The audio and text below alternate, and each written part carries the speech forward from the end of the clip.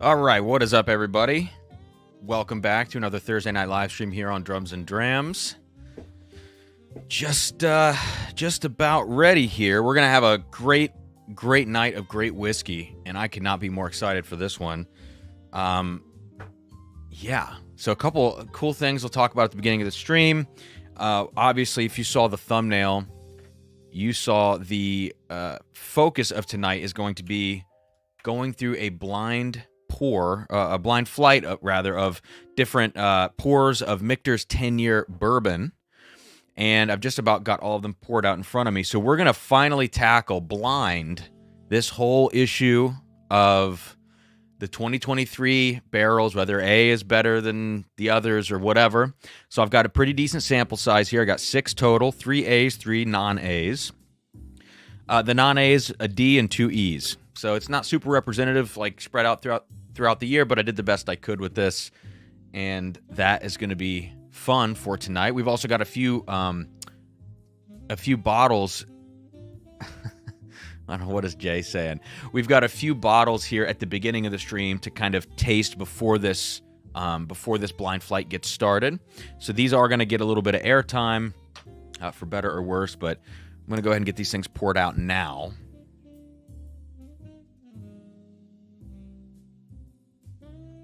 Okay. That looks good. So that's 0307. Cool, so we'll talk about this Michter stuff once we get there, but I do want to, very quickly at the beginning of the stream, I want to publicly shout out a few folks. I gotta take one little sip of this. Okay. That way, the glass is the same amount as the others. I want to publicly say thank you to a few folks at the beginning of this stream. People that sent packages today. Brandon L., thank you. Tim B. received your package. Javier, I got your Scotch samples. And there were 2 more, but I think they were things I purchased, not sent in. But anyways, I want to say thank you. Anybody that sent samples to the channel, Scotch, bourbon, whatever, I really appreciate it. I have so many samples now, I don't know what to do with all of them. It's kind of becoming a problem. I mean, it's a great problem. But I just want you to know, if you do send me samples, it might take me a really long time to get to some of this stuff. It really just depends. Some of it might be on, some might be off camera. I just don't know.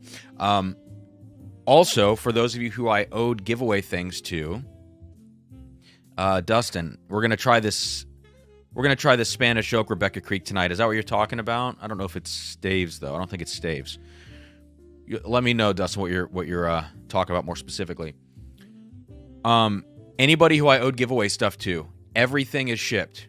Every single thing. It ended up being, I think, 22 packages. I think it was something like 200 samples, at least. I mean, at least 200. I got one more to ship. It's to Jeb, and he'll survive because it's so many samples. Just gotta pack that up tonight. We are doing a giveaway tonight, and I promise you, check this out. The bottles have already been cleaned. The labels are already made. As soon as this stream ends, I'm pouring these damn samples, and they're going out tomorrow. So, I'm so sorry about how behind I got on all that stuff, but everything is out. If you need your tracking information, shoot me a DM.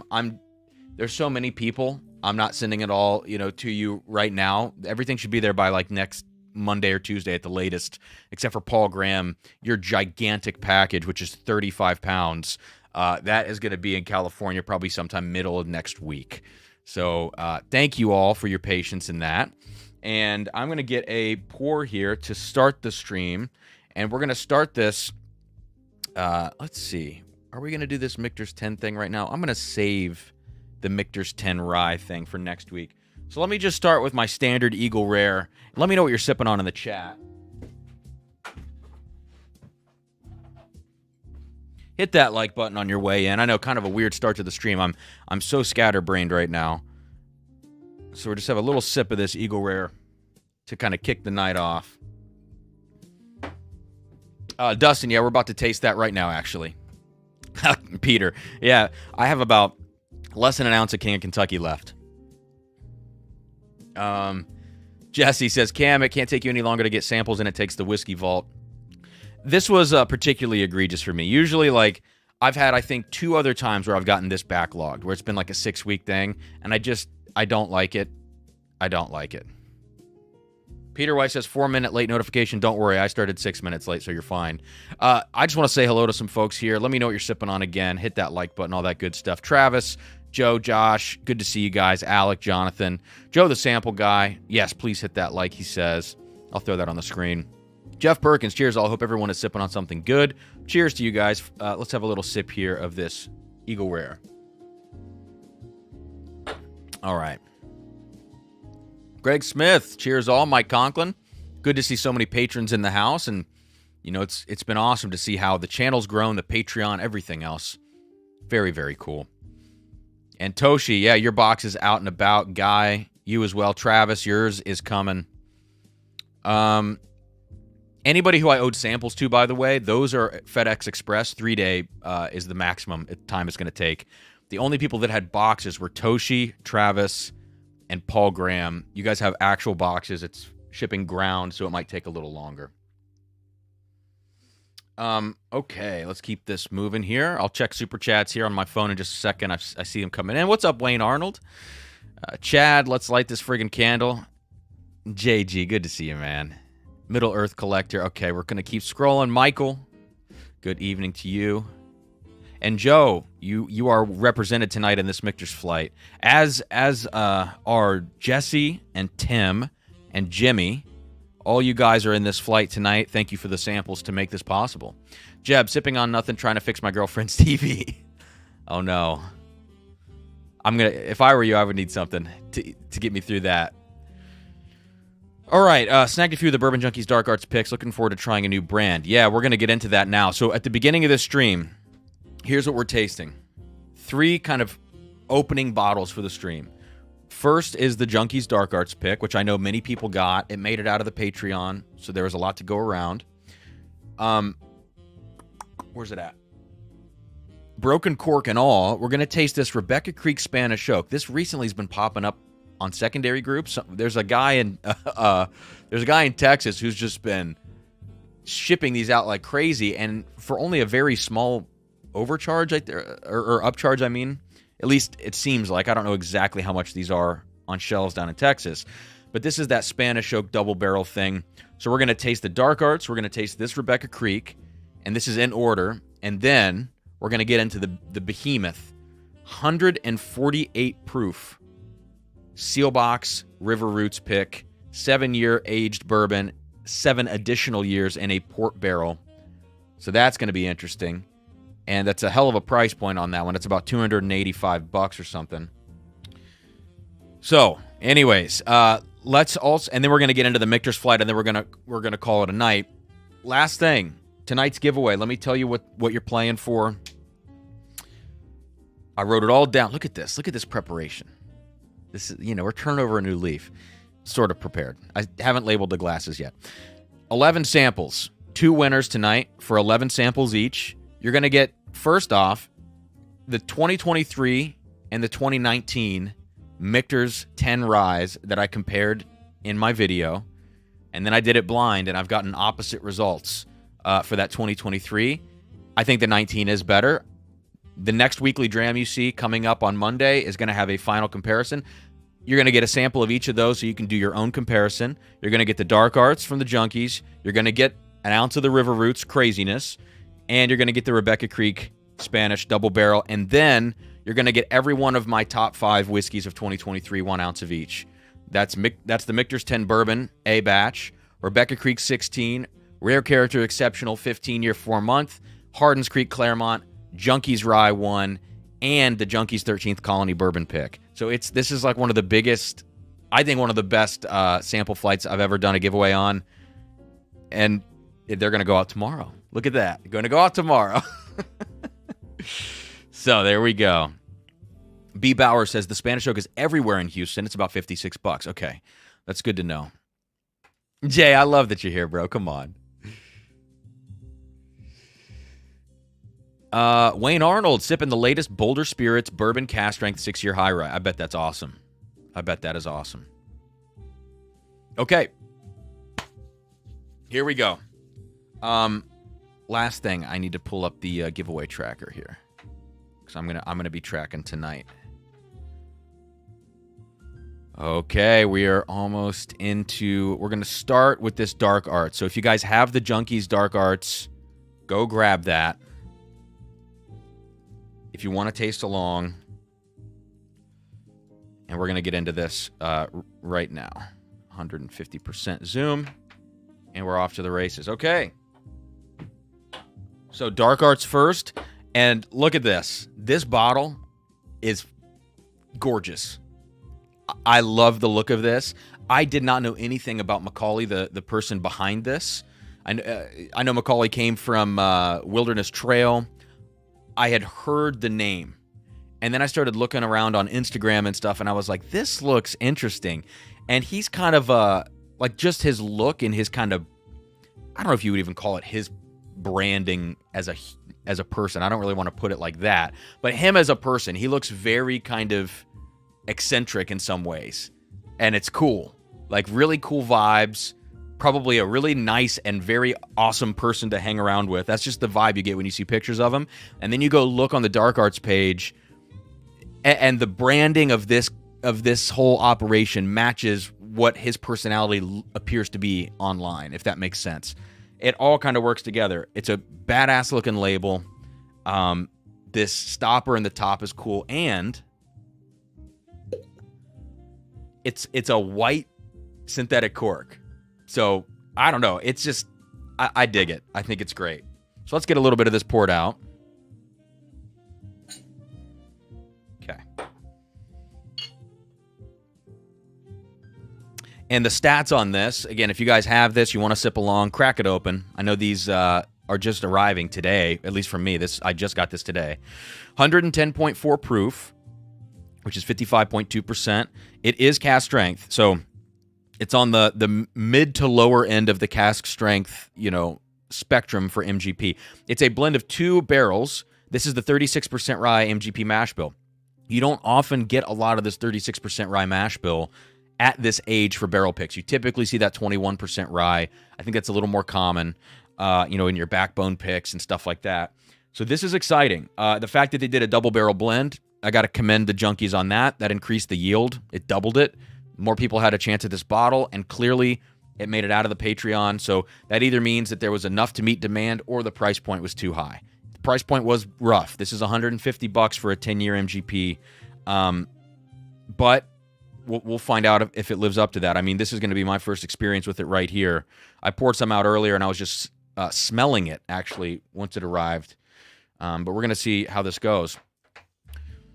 So drop a thing in the chat if you guys do have this bottle. If you are going to sip it along, I would love to know who has it so we can kind of go back and forth on this. AJ Mountain Biker says, I'm in for 2. Thank you. Appreciate that. And I think we got, is that Jay up there? We got Jay. Jay, I'll put you on the screen in just a second. Jay is in for 1. And I've got a whole host of them coming in on Venmo right now. As always, you can super chat directly to me if you want to avoid that 30% YouTube cut. The stuff is in the description of the video for Venmo and PayPal. It is a glass stopper, says, I think Whiskey BS asked that. Yeah. Let me scroll up here.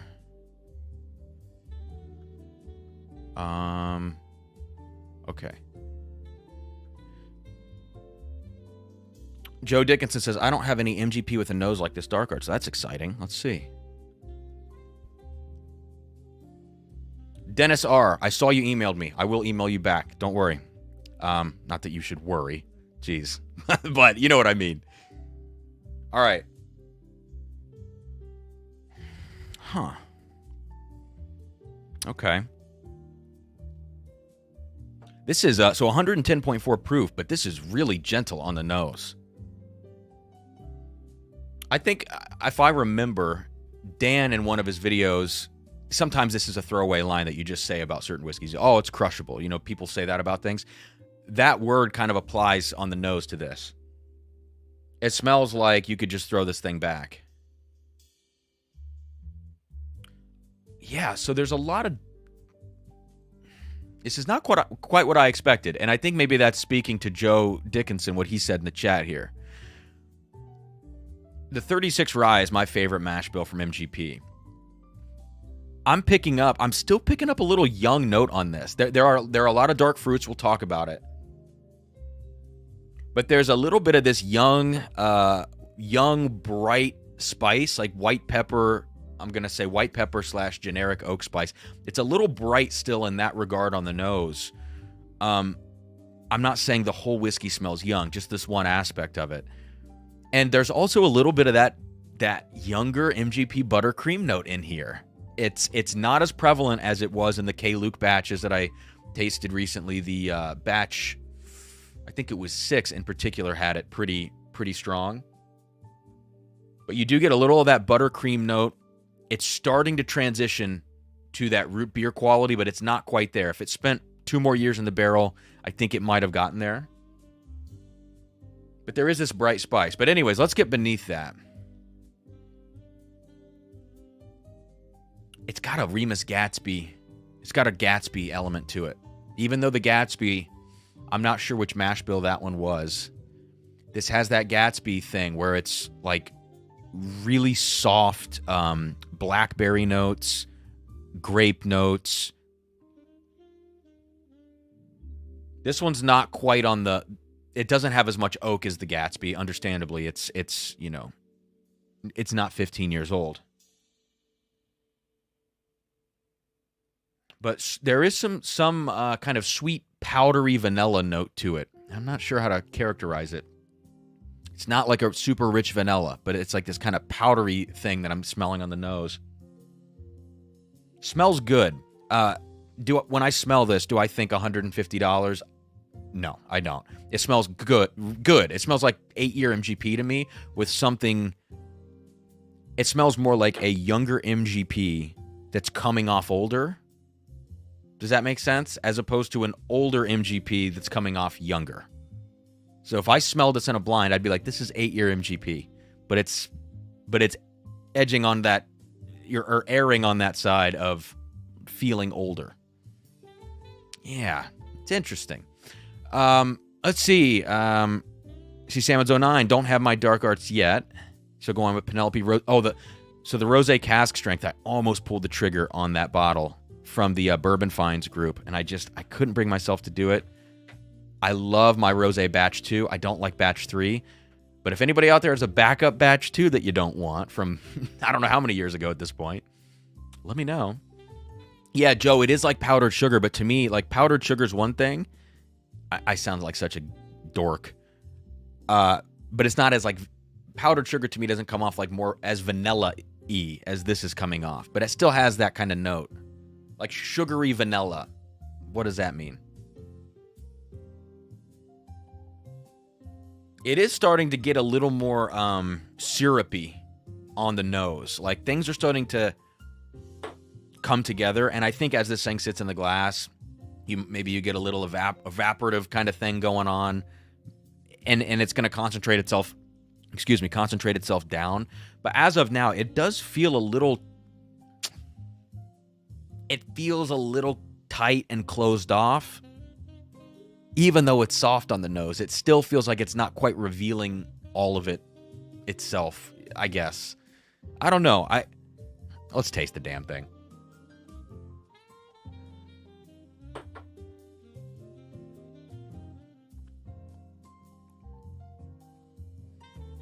Well, it tastes good. But it's still... Man, if this was a $100 bottle, I'd be all over it.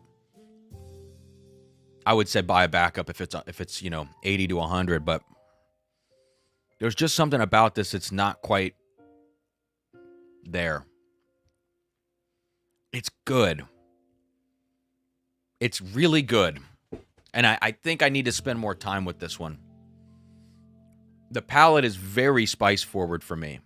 Even on the nose where it feels like it's going to be kind of softer and it's relaxed.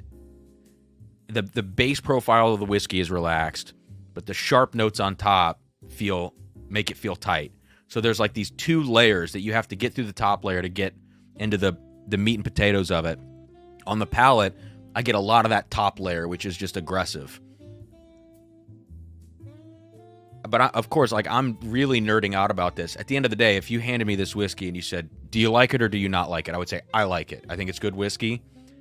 And then you tell me the price point and I would say, I don't know about that. I think you can probably get something else at this price point that's going to outdo this whiskey. You know, when you think 150, and let me be clear too, like, the junk, I love Dan and Sean, and you don't have a lot of control over the prices of these bottles, you know? This is like a newer operation, I think, Dark Arts, and MGP's not cheap. I understand that. But I do see other MGP 10 years at 110, not 150. So there might be some wiggle room there that, who knows. I bought this because I want to support them, and I like old MGP. I'm not ragging on them for this, but I don't think this is quite a $150 whiskey. But it is abnormally spicy on the palate compared to what you get on the nose.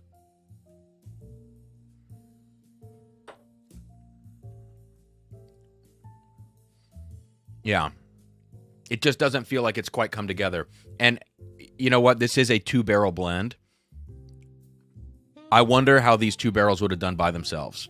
Because sometimes when you blend stuff, even of the same distillate, similar age, you can start canceling parts of the whiskey out in that blend. Like, I think one of the most common things that happens when I blend at home is that you put 2 outstanding things together and the front of the palate is great and it pops.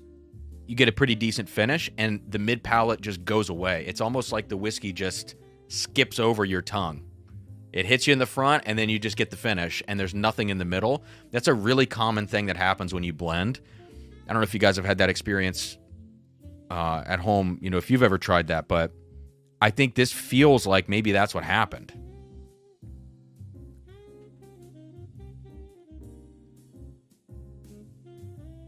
But the nose is improving. You know, as it sits in the glass, as you take a few sips, it becomes more enjoyable. Yeah. So if I could go back and redo one video, I would go back and redo my Gatsby video, and I would say, yes, it is worth the price. Because I think it was $200, and I was like, I think it's a little expensive. I wish I could take that back, because I think the Gatsby's worth $200. The more I've gone back and tasted it, when I give it to people and we talk about it, it's like that bottle proves time and time again for me that it is excellent whiskey. And just because it's not 120 proof doesn't really mean anything. Guy says, this is a weird on the palate to me. Like a fake sweetness, not a ton going on right now, not a long finish. Yeah.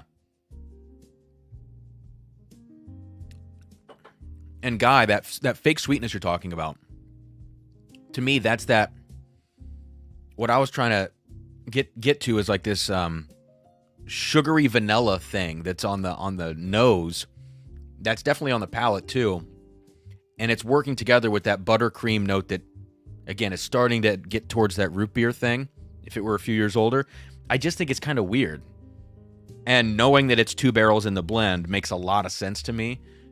And if I had to infer something about this, it's that these 2 barrels didn't 100% work together. But blending is really hard. Yeah, here we go. Couldn't agree more about aspects of the whiskeys getting canceled. Blending is hard. Yeah, you can really just destroy whiskeys in a blend. It's crazy. And it's crazy also what ends up working. You know, you add a little bit of something, and you're like, I'm just screwing around at this point, and then the whiskey pops, and it's great. Creamed vanilla, but a light flavor, says Guy. Yeah, it's weird. And it leaves kind of this residual sweetness.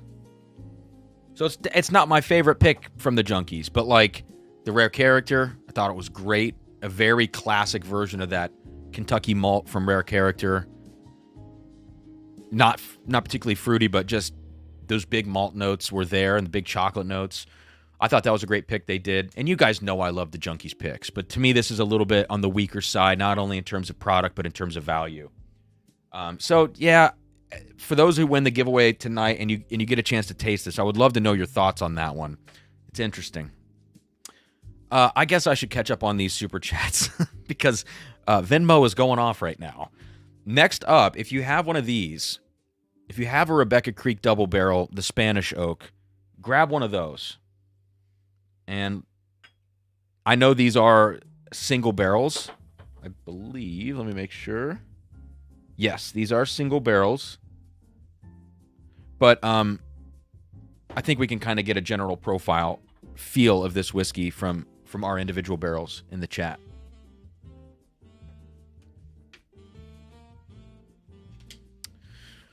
Let me see if I missed anything here.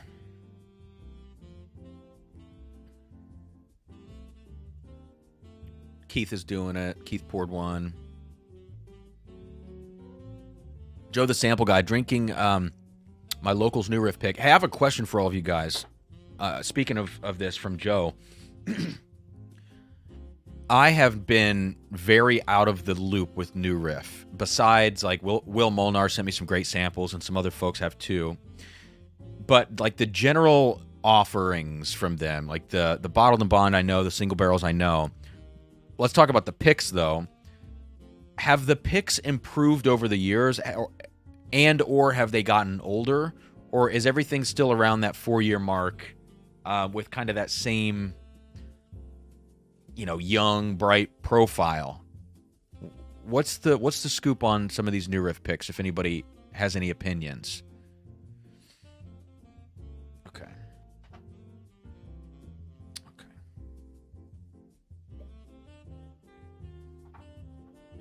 So let's pour this Rebecca Creek, which, let me just tell you, has one hell of a color. I mean, holy cow. My only other experience with Spanish Oak was a dancing goat pick that Drew P Whiskey, when he was, making videos and everything. I can't remember if Brian, Abandoned Bourbon, did this pick with him or if it was just Drew P. Either way, it was a dancing goat American corn whiskey from MGP, I would imagine, finished in Spanish Oak, and it was like a barbecue frenzy. I was not a real big fan of it, but nonetheless, it was an interesting whiskey. Like, I just had never heard of Spanish Oak. I didn't know what was going on. Wow. You guys are so incredibly generous. This is going to take me a second to get through all these super chats. Sarah J in for 4 entries here, $20 super chat. Thank you so much, Sarah. It says cheers.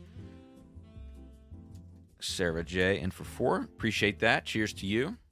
Yes, the Spaniard, says Johnny. That's what it was called. I don't remember if it was like entry proof or if it said Drew P on the front. I know that the other Dancing Goat says entry proof podcast. The suggestions of buttercream, which is where I learned that buttercream note.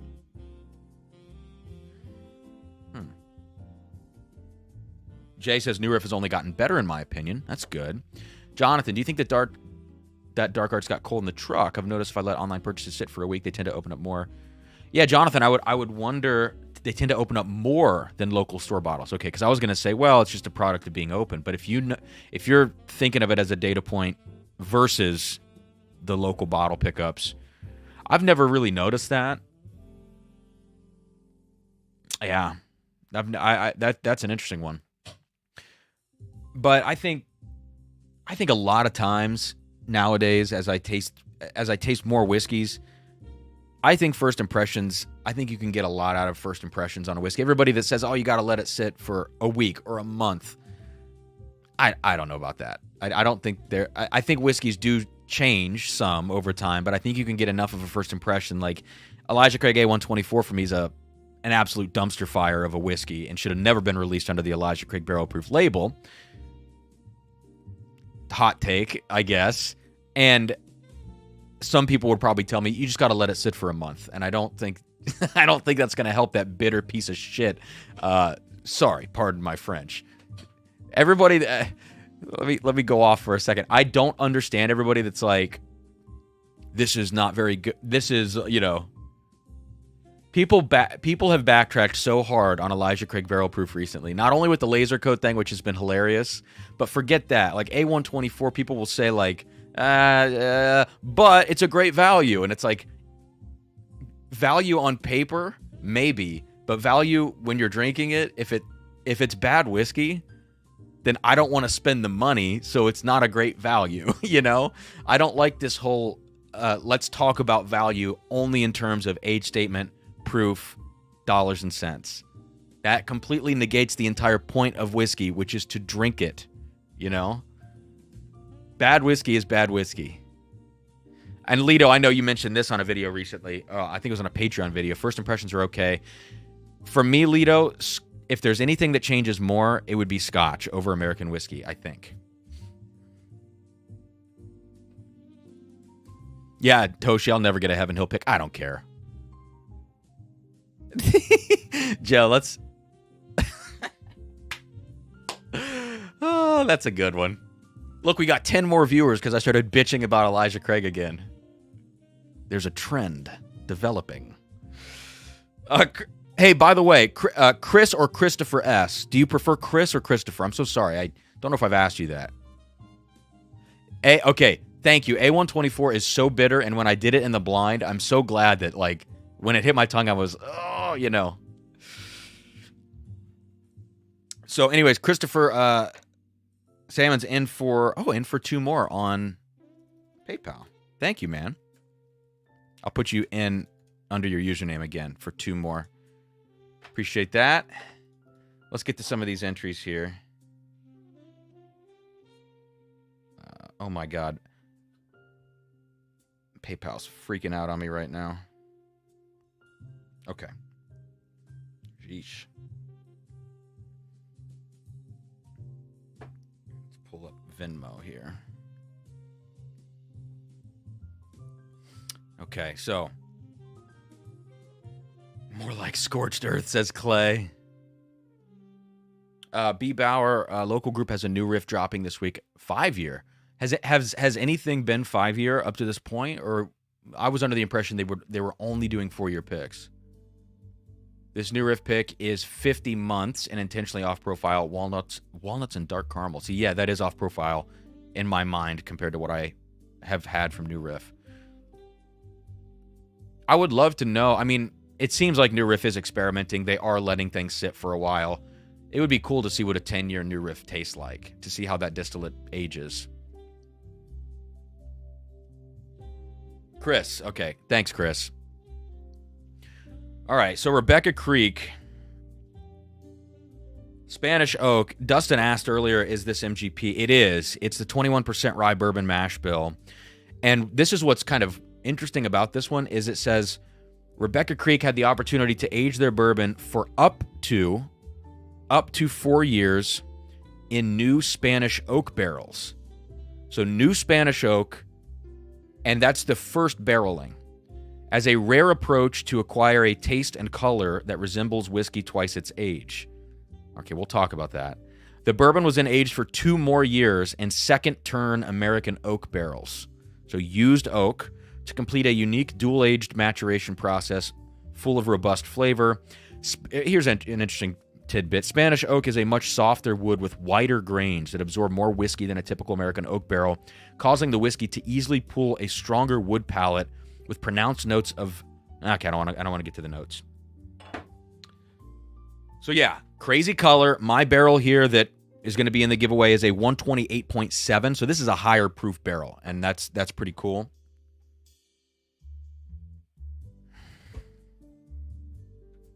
So it sounds like it's up to 6 years old. They say up to 4 years Spanish oak, 2 more in used American. But how can they call it bourbon? There's nothing about this that's bourbon. There's no new American oak in the mix. How can it be called double barrel bourbon whiskey Spanish oak? How can you call it that? I think that's a TTB mistake.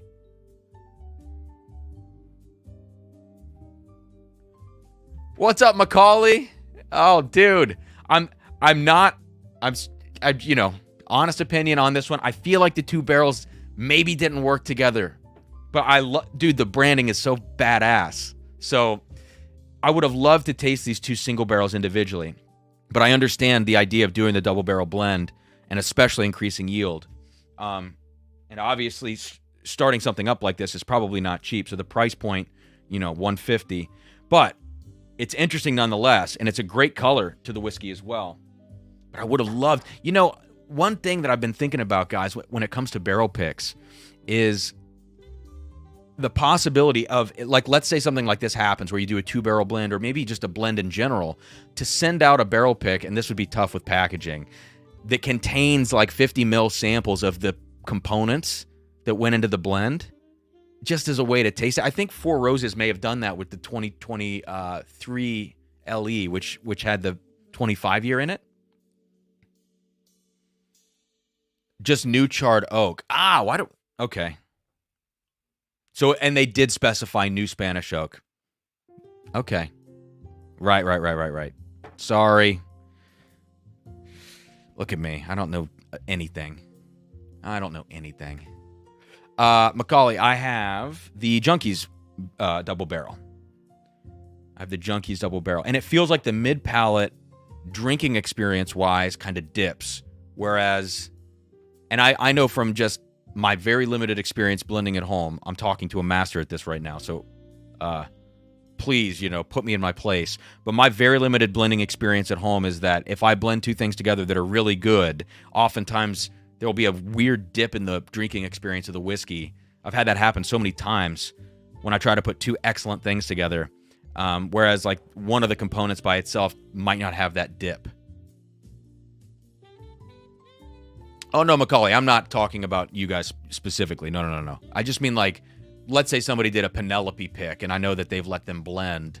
It would be really cool if like part of the process, as they bottle the blend or something, is to have 50 mils somehow of the component parts. It would be just cool as a nerd to taste that stuff along with the final blend.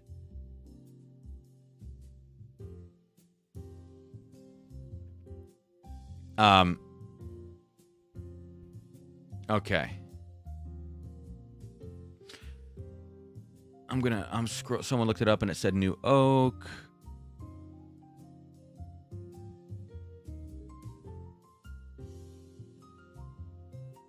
Man, that river roots though. Facts about Scotch. Okay. All right, so let's get to this Rebecca Creek. Macaulay says that one's a fucking banger. Sold out instantly. Was not a construct of mass production. I'm not saying it is. The blind we did for that was insane. 10-year yak, single barrels, and we went with the blend. Okay. Well,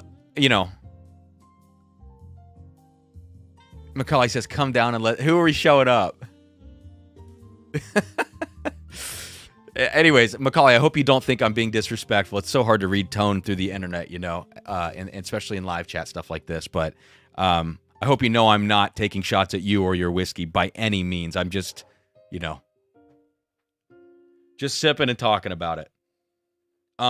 So this Rebecca Creek, there's a lot of oak on the nose, a lot of blood orange. There's a rubbery element to this that feels... If I say Texas whiskey, you're going to say, well, duh, it's Rebecca Creek. Well, no, because it's actually MGP. But what I mean is it's got that kind of crafty, rubbery thing that you get sometimes on Texas whiskeys. Hey, Travis, don't tease me, man. Come on. I'm not the one to make that decision. We're about to do our first barrel pick for Drums and Drams, all right? So I got to get my feet wet.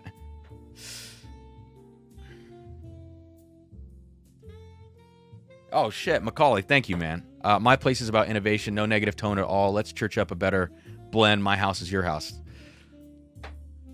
Well, that's awesome. That's exciting. I would love to meet you. I would love to work on something together and have you be my guide, especially with blending. Because what a tough thing that is to do.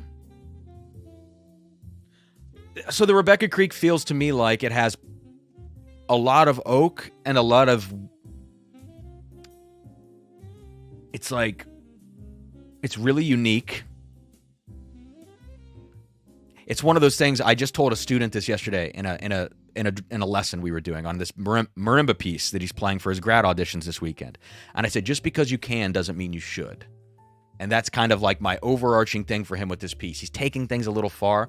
With this Spanish oak, it's very unique, but it feels incomplete. It's like it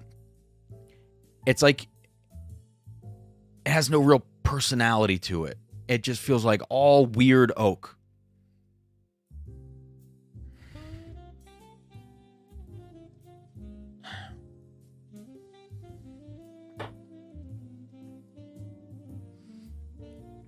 Look, the fact that this is like $55 in Texas, hell yeah. It's a great price for this stuff. And I can see a lot of people out there wanting this to be their daily drinker. I mean, number one, the color, like when you look at this stuff, it's just nice to drink whiskey this color. That sounds like a really dumb thing to say, but it's kind of a satisfying thing when you have whiskey in the glass that looks like this. Okay, so there's just this like kind of sensory experience to just seeing that and drinking it, right? And it's intense. It packs a punch. Big cinnamon, big blood orange up front, little tire rubber, a little bit of this mesquite kind of barbecue thing, kind of some fresh raw wood, that Home Depot wood. But it's like this thing just lacks a backbone. It feels like you've just pasted oak onto distillate, as opposed to the distillate like really kind of absorbing it and becoming one with the oak. Yeah, it's totally unique and different. And at $55, when you look at this, you're not thinking like, wow, this is supposed to be the next coming of Jesus. $175 bottle, $300 bottle. No, it's $55. So as much as I could pick this apart and complain about it, this is an incredible value for getting such a different flavor profile, such an intense whiskey. And to me, actually what this shows is that while this is not perfect, and what whiskey is, I mean, honestly, but this shows the potential of using Spanish oak, because I think used sparingly, probably more as a finishing cask as opposed to an initial maturation, and possibly in a blend with other different oakings or different finishings, I think you could do a lot with this stuff. I don't think starting in that Spanish oak is necessarily the answer and then finishing it up in second fill bourbon. Yeah. But Rubber Band, William Davila, that's a great, Rubber Band is such a good note. Yeah. It's meaty, it's savory. I mean, this is like, what is that? Hoisin maybe? Kind of like some eel sauce, soy sauce. I mean, you're in that territory with this whiskey. And thankfully, this is not overdone on that. This is not where you get it so heavily on the palate that you feel like you're actually drinking something with that consistency and viscosity. No, this is just, it is actually a pretty good balance when you think about how they did the barreling for this. But I don't think it's quite the answer. And now vanilla's coming through, actually. So all these heavy, dark, funky, savory notes, but there's some vanilla coming through. So all in all, for the value that this is on paper, combined with what you actually get out of the bottle, I think this is a pretty nice whiskey. And it's not pulling any punches. And when you think about what's $55 on the market, you can get some real dog shit whiskey for $55. Get this instead. I do believe, especially if you like more of a heavier oak presence. And that blood orange note is, for me, unique to this. Now, I've had another barrel of this, which has more bubblegum, so sweeter, kind of younger feeling. I prefer this. It happens to be that this is a higher proof than the other one by about 6 proof points, I think. And so maybe the rule of this, if you extrapolate, is that you just look for a higher proof version and you're good to go.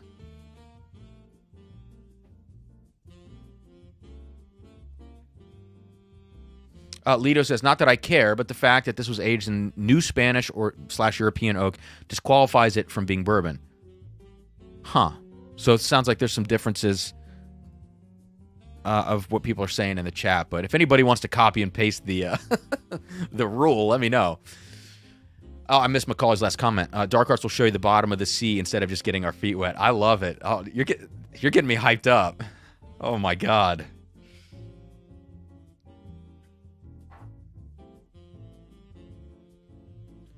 Okay. We got one more to get to. One more badass. I'm going to just tell you right away. One more badass whiskey to get through, and then we're doing this Michter's Flight, which is going to be, in and of itself, in my opinion, badass. So let me get some of these super chats in now from Venmo, and this might take a second, guys. So sorry, but also thank you. Michael Schneider in for 3 says, lucky number 7 rando. Okay. Toshi in for 10 entries. Thank you, Toshi. Appreciate that, man. Ooh, I had a little foot pain there. I keep forgetting that I have a broken foot, and then I move it the wrong way, and it's like, yikes. Toshi, cheers, buddy. Hope that foot... Oh, there you go. Hope that foot is doing all right. Thanks, Toshi. Appreciate it, man. Very generous. $50 super chat. Travis in for 1. I got you, Travis.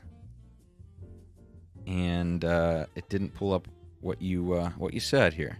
Here's finally a winning donation. This will start a winning streak, 100%. If not, I am unsubscribing.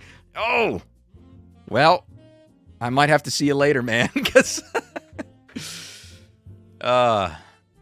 So guys, what's the deal with this oak thing? Does it have to be American oak?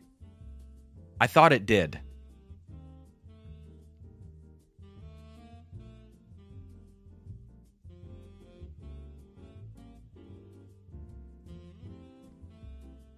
Yeah, Dennis says, sorry, I assumed that adding the parts. We were talking about the parts of the whiskey.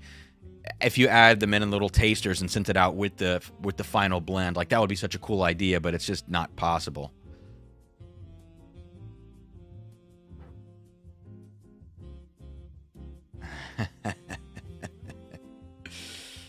Oh, Frank, I just got your text. You're lurking, huh?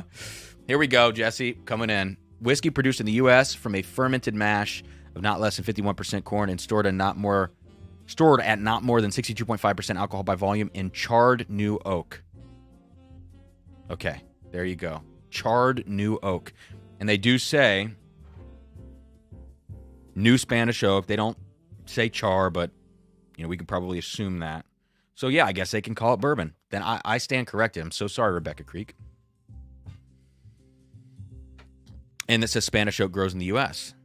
Yeah, I guess making that distinction is interesting. Carter Mayfield, what's up, man?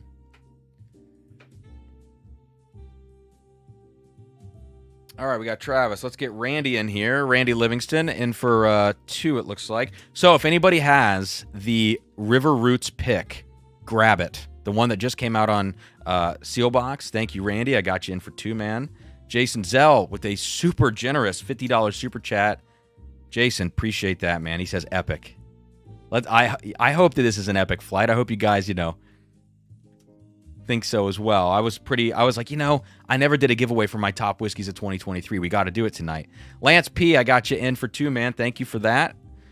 Jesse, who sent so many epic mystery samples. I have more mystery samples now than I know what to do with, so I can't wait to start filming that stuff. Thank you, Jesse, for that. Keith Thompson, I got you in for 4. He says, I'm in. We're getting there. Zach Butler, and then I'm going to go ahead and get a pour of this out. Zach Butler in for 4. Thank you. He says, cheers, Cam. Thanks, Zach. All right, here we go. The heavyweight, 148.62. What a proof point. And then we're going to drink Michter's 10 after this. Just think about that. I don't need that much. Not of this stuff. Michter's 10 bourbon is 54 proof points lower than this. It's almost a fireball of proof points lower than this. We're going to start measuring things in fireball, by the way, just to get me prepared for next year's competition. Brian S., gotcha, man. In for 2. Thank you. Cheers for that. Walker Clark, another big freaking super chat, in for 10 entries. Thank you, man. He says, cheers, Cam. Cheers to you. Mike Conklin. All right, Mike, I got you in for 2.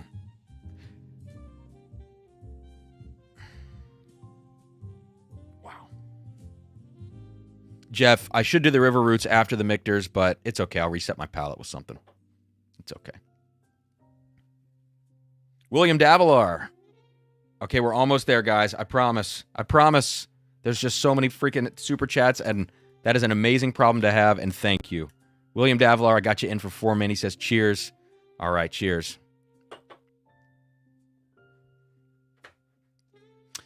Dustin, what do you guys think about Discovery 11? Do you think it's worth $150? I think yes, but man, is that pushing it for me. And I think maybe I'm a little stingy on some of the prices. Even though I spend a lot of money on whiskey, more than I should, I know. I can be kind of stingy on prices.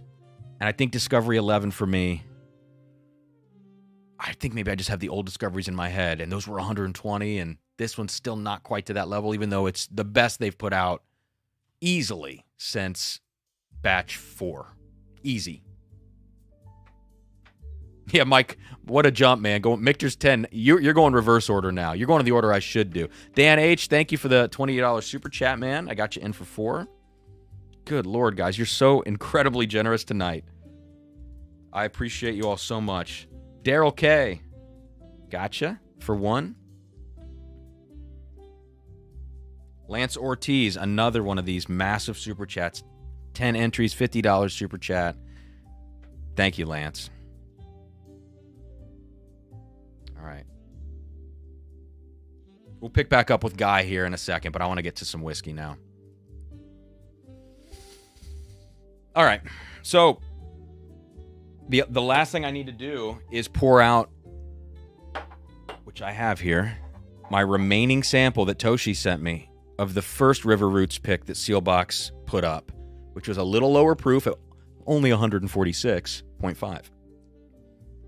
But I said it was my favorite finished whiskey of last year. Admittedly, I didn't drink that much because I think finished whiskey is not in a great place right now in the market. So much schlock. Wow. All right, so let's get into this.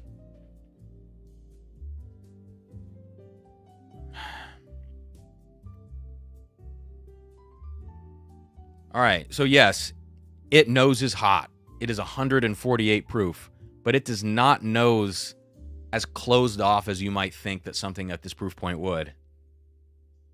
In fact, I think it kind of comes out of the glass pretty well.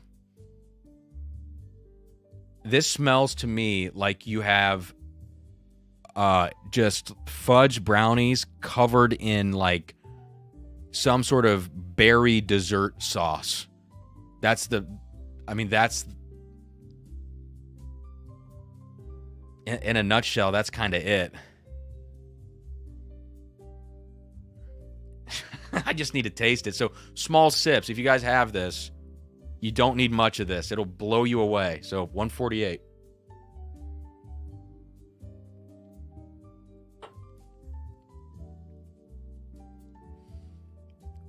This is such a humongous whiskey. Wow.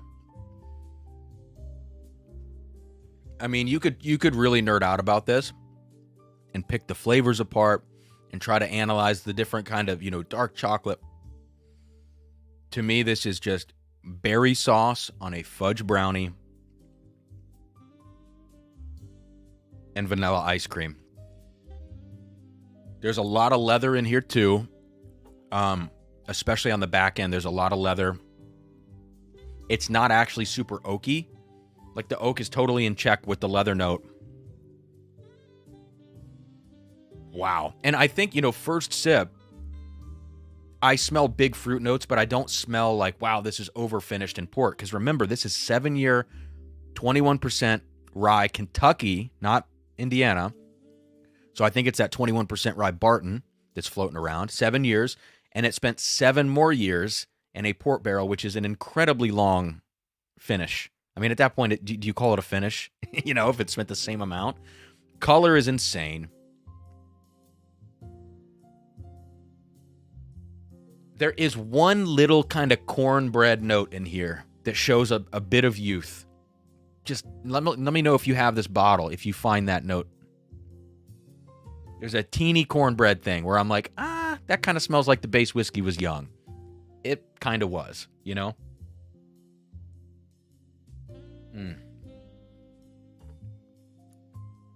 Second sip, all port. The first one of these picks that I tasted, same thing. The first sip, you don't actually get the port. You get like big flavors, big fruit notes, but you don't get that sticky port note. Second sip, you better like port. Wow, because you do start now getting into raisin territory. The fruits dry out a bit.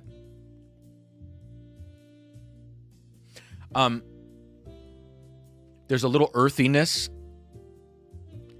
teeny bit grassy, but it's not like fresh cut grass in the same way that George T. Stagg 2023 was, or 2022, or like A124 Elijah Craig. It doesn't have fresh cut grass. This is more of like a darker, earthy kind of thing.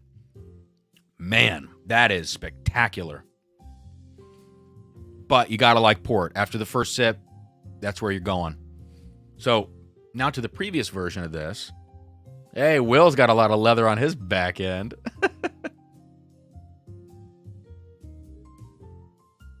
This one's... I had called out acetone on the nose of this first one, and it's not coming off like that right now, but there is something a little chemical, artificial about it on the nose.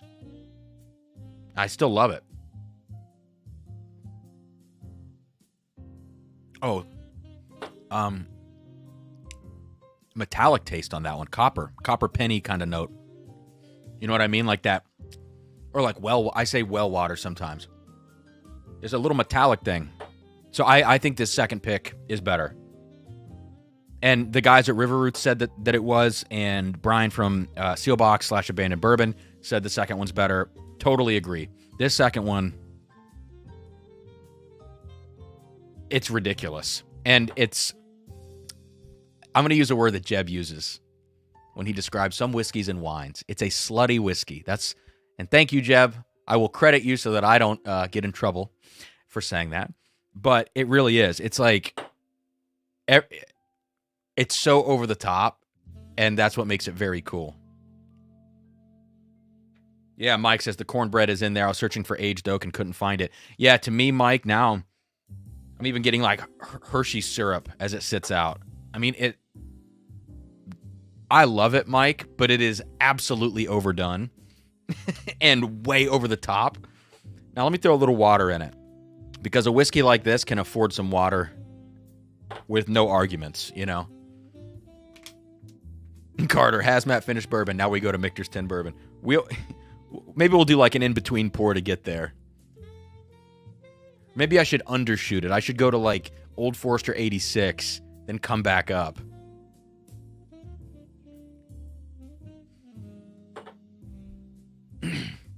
Michael says, my New Year's resolution in order to save money on whiskey buying is to only purchase picks, from the YouTube community. Wow, I already have too many bottles in my estimation. Yeah, Michael, I am paring things down as well, man. Tim says, Discovery 11, 140 around me, feel it's priced where it should be. Yeah. Yeah, and considering, I guess, a lot of that blend is 13 year. I guess you're right. When I get into that $130, $40, $50 territory, I always feel like something about this whiskey needs to blow me away, as opposed to like, this needs to be... I think of a whiskey like Discovery 11 where I say, this is really high quality. It's a great blend. Nothing is outstanding, but it's great in its balance. I think of a whiskey like that as being sub $100. But maybe it's just the times are changing, I guess.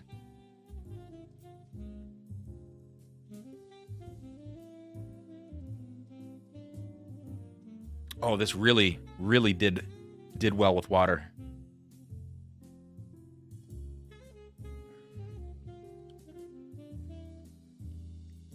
Actually, the water brings out even more port, interestingly.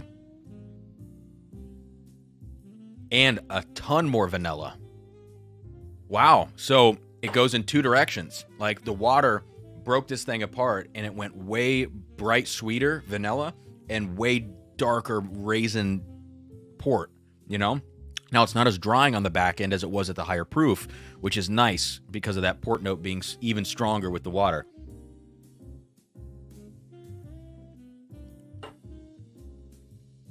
I mean, what a cool whiskey, though. And I think River Roots only had maybe 4 of these barrels or something like that. 3, 4, 5. It's like, it's in the low single digits that they had of these barrels. And what a cool whiskey. And I do want to say, like, I wish we would see more stuff like this hitting the market, not just of this young Barton, but, God, let's throw some 10-year MGP in a port barrel for 5 years, you know? Because when you go back to Chateau de la Baude Batch 1, which is such a coveted whiskey. I think that can be recreated nowadays. We're seeing stocks come back up. Like, hell, Macaulay was just in here. And, I mean, they've got 10-year MGP. A lot of other smaller new NDPs have 10-year MGP, wink, wink. And the fact that that stuff's starting to circulate again now tells me that, you know, maybe somebody could throw some of this in a finishing cask for 18 months, like a freshly dumped Armagnac cask, and we could see where it goes, instead of using 5-year whiskey or 4-year whiskey like a lot of these new brands are doing and upcharging like crazy. Joe, listen. One rule about Fight Club. No, Joe, I'm about to, you know, I've got a lot of stuff that's going to be leaving this house in the next couple of days, so.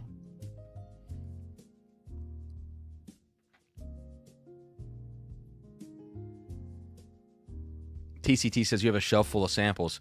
Oh, I have a table, 3 shelves, and then this whole rack behind me, and then I still have stuff that's I can't keep up with the samples, which is an incredible problem to have. Oh man, Dustin, imagine that. Imagine putting Rebecca Creek 16 in an Armagnac barrel. Crazy. Okay. So I think the second River Roots, to me, pretty easily beats the first. And that's saying something. All right, it's on to this Michter's Madness. That's what we'll call it, Michter's Madness. It's time for that.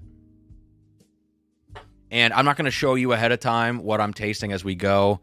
I don't want to do the whole note card thing. We're just going to do the reveal at the end. I'm going to try to keep this flight moving and not get bogged down. But the goal for me in this 6-pour Michter's flight, which I do still need to label the bottoms with these stickers. The goal is to pick 3 favorites. Essentially just rank them. And we'll see how the A barrels do. There are 3 A barrels and 3 non-A barrels in this flight. And we'll just double sticker. We don't need a triple sticker. I'm using light pencil on these. Tim, if Tim B is in here, Tim, I think, you know, I probably have it in an email where Tim sent me the exact barrel number of this E sample. Let me check. Tim did also send me a Jack Daniel's 12-year batch 2 sample today. I got here, and that was very cool. Let's see. And of course, my email doesn't want to load.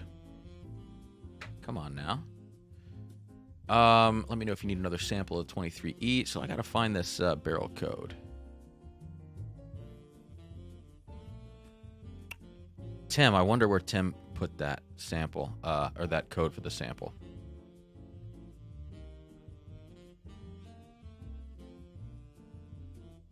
And okay. Well, I don't know. It's a 23E, though. Yeah, CC, what's up? Yeah, exactly. It's exactly the same as Dustin's. All right. So let me give you the barrel codes of all of these, except for the one that Tim sent in, because I can't find it. I'm sorry about that. The first one that we're doing is 23A0026. This has been my favorite A barrel that I own. Next up is one that Joe W. in the chat sent. And this is 23A0293. This one is insane. I haven't tasted it in many months.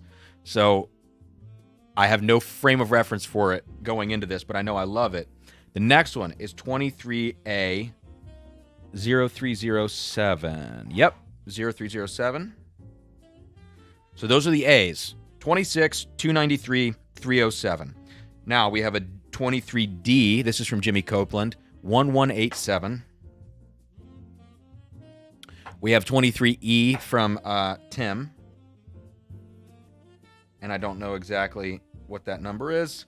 And finally, from Jesse, we have 23E1867.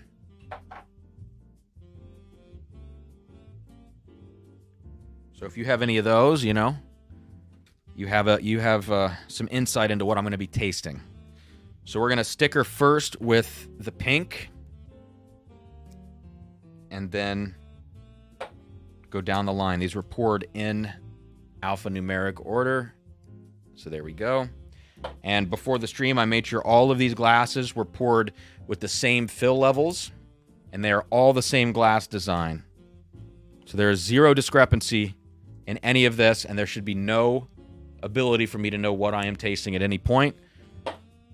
I'm going to tell you what my guess is going into this. I think the A barrels are going to do better, because I do believe they are better. Do I think that all of the A barrels might make it into the top 3? No, I don't think. I don't think you have to have a 3 for 3 to identify the fact that the A barrels are better. If I have a top 2 A and 4th place is A and there's something that snuck in the middle, I don't think that means the whole theory is invalid. No, I don't think that at all. I think when you do a flight of 6 bourbons like this is such an inexact science. It's not a science. An inexact measurement that I'm trying to do here. And your palate starts to focus in on different things as you go through a flight that's this big. And so I think, in fact, doing 6 of these is a little irresponsible, but I've had so many people sending me messages, do it blind. You have to have a big sample size. So here we go. This is for everyone else to be happy, with how this goes. This is the last one. And then we're going to mix these up and we're going to get on with it. I have not smelled any of these samples tonight. I took that teeny little sip at the beginning of the stream of that first glass to get it down to the same fill level. That's it. And I don't remember it. Okay. So here we go. Michael says, I own a 23H3077 rye. Yeah, and I think the 20... While I do think that, I expect the A barrels to do better tonight, I don't think there's really any validity to this 23H rye theory, and I think the people upcharging on secondary are kind of hilarious, in my opinion. Because I don't think...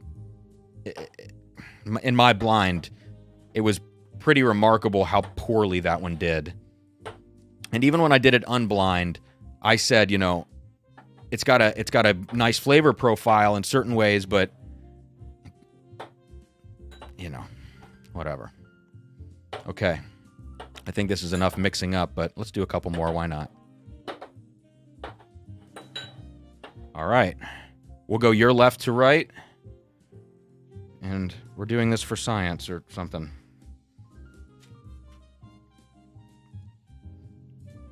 I'll hit a couple more of these super chats in just a second. Crazy. You guys are so incredibly generous. All right. First up, I think what I might need to do on these is go down the line quickly, as I like to do on these bigger flights, just to kind of get a holistic feel for what's going on. And right now, I'm just coating the glasses. My palate feels fully reset. All right, glass 1 smells like Old Forester 1924. What does that tell you? There's cakiness to this yeast. There's a dark fruit note. And some of that molasses kind of thing. Very soft glass 1. It stands out because it doesn't stand out. Like, it has nothing that jumps out of the glass and screams, this is amazing. But the dark fruit notes and the yeastiness, it's good, but it just smells like 1924 to me. So let's go to glass 2. This one's brighter. This got some vanilla, some more barrel impact. And I'm not going to try to guess right away if these are A barrels or not. This feels like a better profile, like a more A barrel profile to me. I won't sip yet. I'll just stay on the nose. Glass 3. Ooh, glass 3. We're getting into funky, antique territory on glass 3. Coat the glass a little more. Yeah, this is like... It's got some dark cherry notes. Some funkiness. Some old school funkiness on glass 3. 4 is, wow. 4 feels also kind of dead in the water, a little muted. 5. Oh. See, 5, it's crazy because if I had to guess right now, I'll smell glass 6 quickly. Yeah, okay. All right.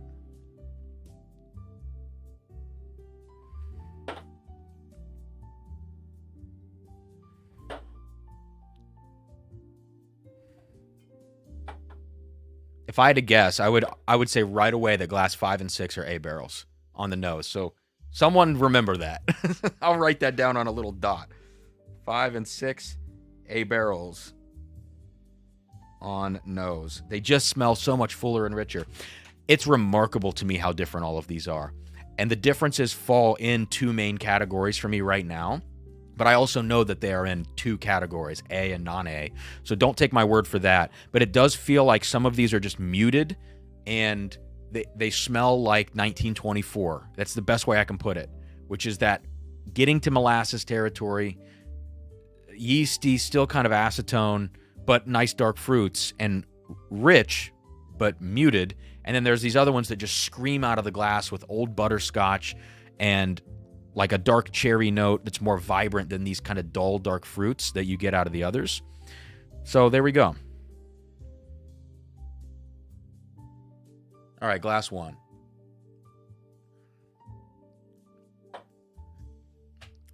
Great whiskey. Very watery. Glass 1. Nondescript. Not very impressive for that one to me. And I will say, the other wrench that's going to be in here is that one of my A barrels is not nearly as good as the other. So the quality in the A barrels does vary. We'll see how that shakes itself out. Glass 2, a little pecan, little nutty thing.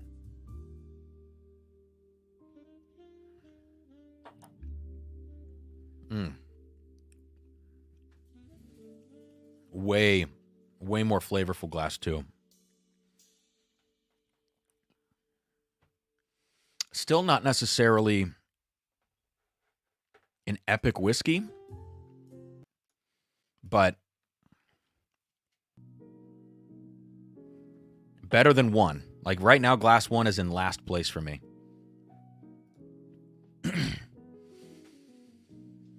Okay. Glass 3. Yeah, it smells good. Oh my God. Glass 3 is... This is easy. Easy for me to say that I think that's an A barrel. Or a better barrel. Okay, so top 3 for me.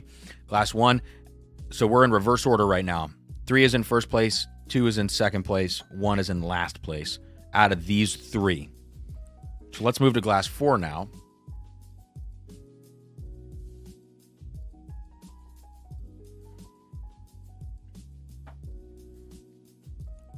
Glass 4 is very flat. The nose is great and pretty vibrant. At least more than 1. Yeah. But it's a little flatter. So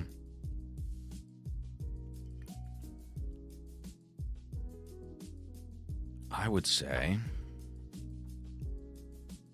I might be doing this flight very, very quickly tonight. This might happen very quickly.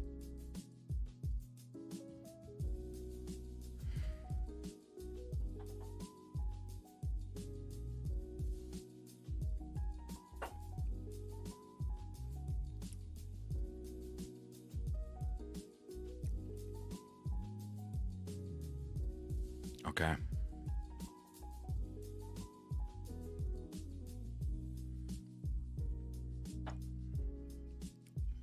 All right. So 4, 2, 1. Okay. All right. I've got the first 4 in an order, and I'm going to see how these last 2 fit in. But I think off the rip on the nose between glasses 5 and 6, I think these are going to be in my top 3. Okay. Let me say thank you to a few more people who are just amazing. So Guy is in for a $100 super chat. Thank you, Guy. You win the super chat competition tonight. Not that it's a competition, but holy crap, man. He says, cheers, man. Great live stream as usual. Love nerding out about this stuff. Thank you, Guy, man. Guy, I think I threw in, maybe I might have thrown in this Michter's comparison to your sample pack that I owed you from before. I can't remember exactly, but thank you, man. Tim Tam Slam, in for 2. Thank you so much. James Hubbard is in for 1. Hang on. James Hubbard is in for 1. I gotcha. And James is in for, what did you put in here, man? I saw your name. In for 2. Thank you. And he says cheers. Cheers right back at you. We have 2 or 3 more, and then we're going to get back to this flight. This is a great chance for me to let my palate rest for just a second. William Molnar. Will's throwing in 10 entries, $50 super chat. Thank you. He says, I'm in on it. Guess I got to go to work tomorrow now. Sorry, man. Guys, I don't know if I said it on this stream, but the Drums and Drams first barrel pick was going to happen tomorrow. We have to bump it a week or 2. Some of the barrels didn't come in that we were looking to pick from. And,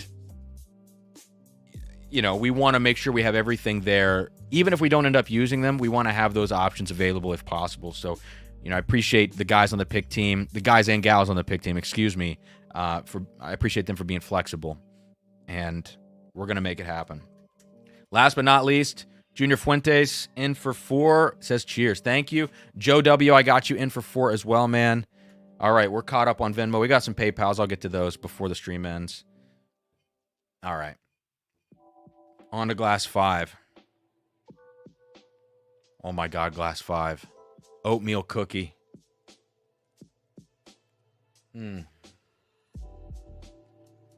Oh. Man, they don't make them like that anymore. Actually, they do. They made that. But Glass 5. Awesome whiskey. Awesome, awesome whiskey. Glass 6. Even funkier. This has like a... This gets you into that... Again, I talk about it on Dusty sometimes. Cheese. Funky cheese territory.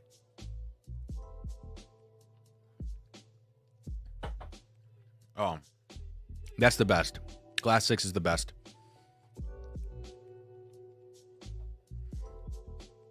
Yeah. I'll do this one more time. 5. Very good. 6. Oh my God. That is next level whiskey. So 6 is the winner. I need to decide between 5 and 3, and then I've got the order done. So this will be a quick one. Just a reminder, you know, so many people are throwing in Venmos and Super Chats, and I appreciate it. I just want to remind you, like, what's in the giveaway. I feel like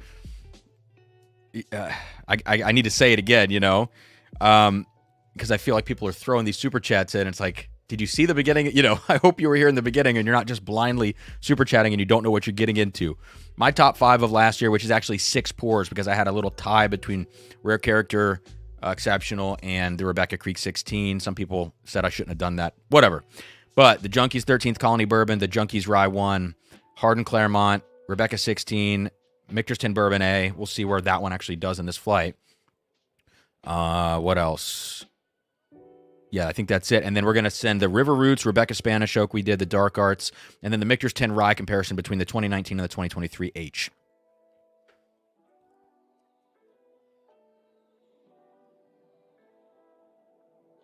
Oh, wow. Clay. Wow.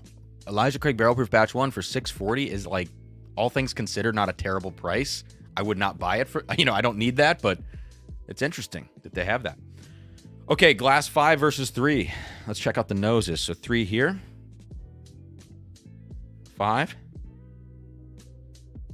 5 is a fuller nose.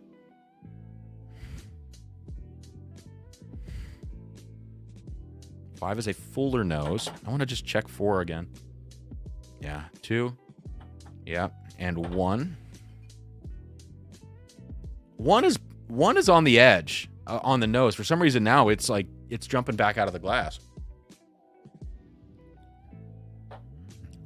No. Back to 3 and 5.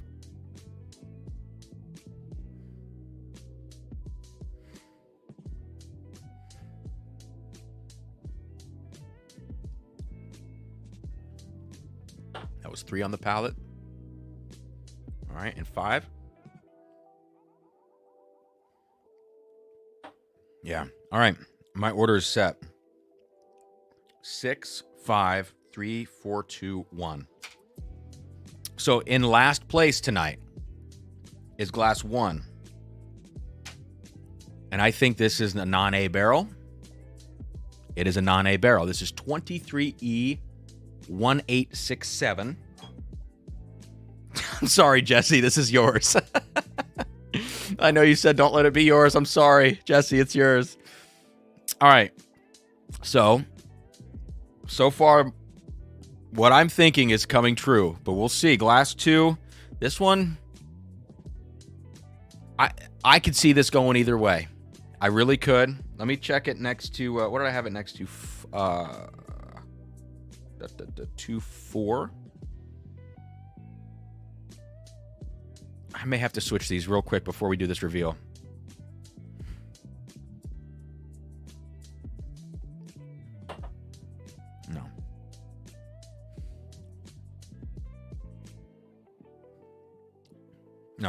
No. 2 still in second. Here we go. This is a D barrel. 23D1187. That is from Jimmy Copeland in 5th place. Now, this is where it's going to get dicey. Glass 4 in 3rd place. I stand by this. I think this is Tim's barrel. It is. It's a 23E. I'm telling you, the A barrels are better. I'm sorry.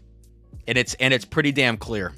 A couple of these are like, well, maybe, then you taste them, and no, it's not. It's flat, and it's like 1924, which is good whiskey. It's got a good profile, but it's a little bit dull and dead in the water. So all the A's won, and let's check out this order. So who's going to be in 3rd? This totally makes sense. This is my A barrel that I don't like as much as my other. And now, Joe, you and I face off. Joe's sample versus mine. I think Joe's probably won. No, Joe, yours came in 2nd. Wow. So my barrel, 0026, is the winner, A, and then A293 is in 2nd. So, Joe, send me a message so I don't forget, Joe. I need to send you a sample of this so you can try it. I am running pretty low on this barrel now, but I want you to try it. And then 0307 in 3rd. So I really, and I've said this, and I think this proves it to the people that doubted it. You saw me label these damn things. You saw me mix these glasses up. There is absolutely no way I can see through the double sticker on a pencil. I stand by this. The A barrels are better. Sorry.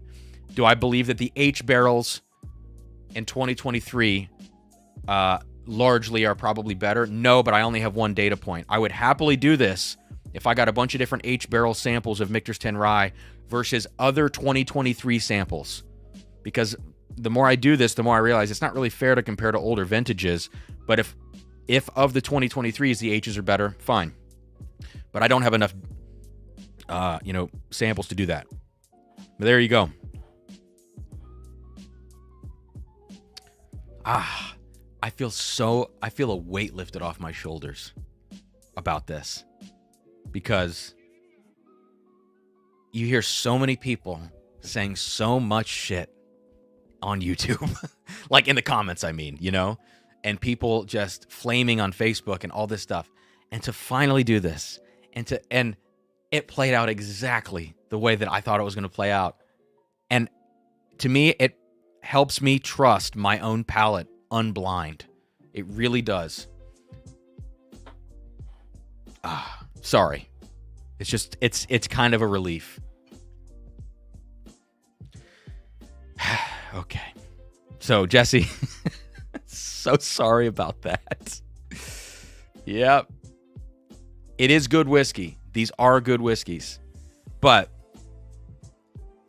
Michter's 10 has always been a whiskey that has been overlooked, like the bourbons.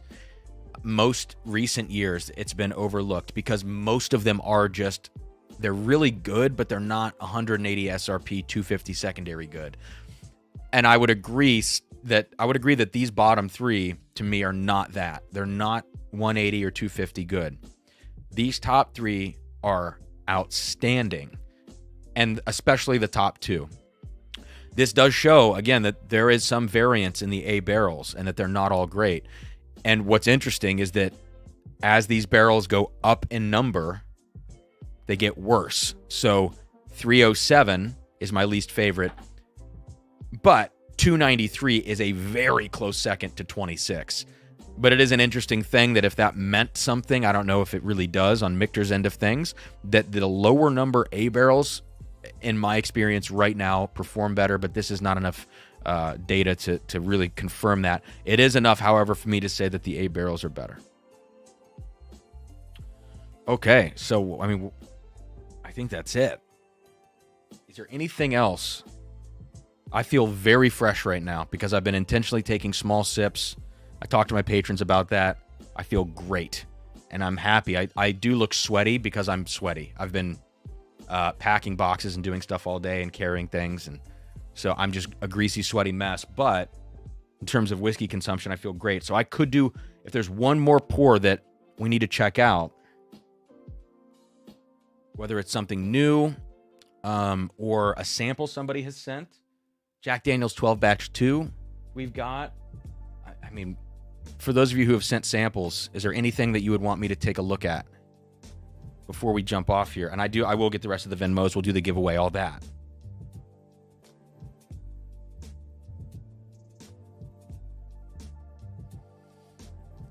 Tim, I don't think it means anything, man. I think any other year that we've looked at Michter's, this has never been a thing, this A barrel thing. It's so weird that this is for this year. It does make me want to go back and look at previous years. It's funny that it happened at the same time. This kind of caught fire the same time the Elijah Craig laser coat thing did. And then everybody goes, oh, whiskey conspiracies. And it's a way to be derogatory towards people that are actually just trying to find out what's going on and nerd out about whiskey, because that's why we're here, instead of putting the people down and saying, just drink good whiskey and shut your mouth. I think that's so lazy. But it is interesting that it all happened around the same time. I don't think it's a coincidence. I think the fact that this 13th Colony discussion and Elijah Craig discussion happened at the same time is because when one happens, then we start to look around. And yes, you can look for problems and you can create them that way. But in my experience, with the laser code stuff and everything else, the laser code stuff has held true, not just for me. This is now holding true for me, and it's very interesting. You could say confirmation bias, but this was blind, so I don't. Has nothing to do with that. The 13th Colony thing is something that is unprovable. Nobody knows, and so there's no sense in like really trying to discuss it. I could give you my thoughts on it. I'm not going to do that right now, but that's not a thing that we can put in a blind tasting and figure out.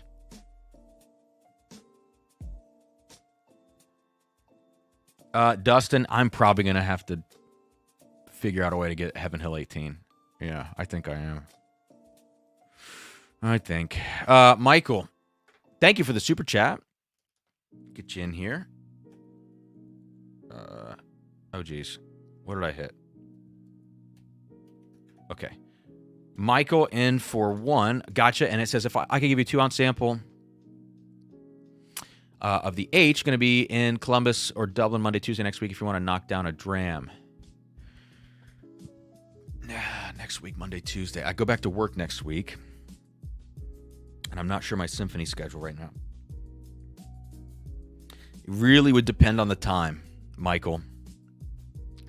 It might be rough Monday, Tuesday. I've got evening stuff both days as well, so that's tough. That probably wouldn't work.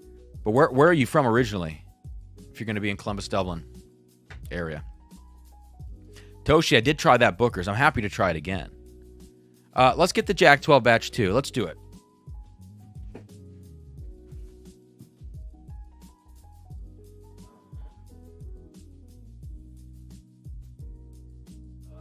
Where's that?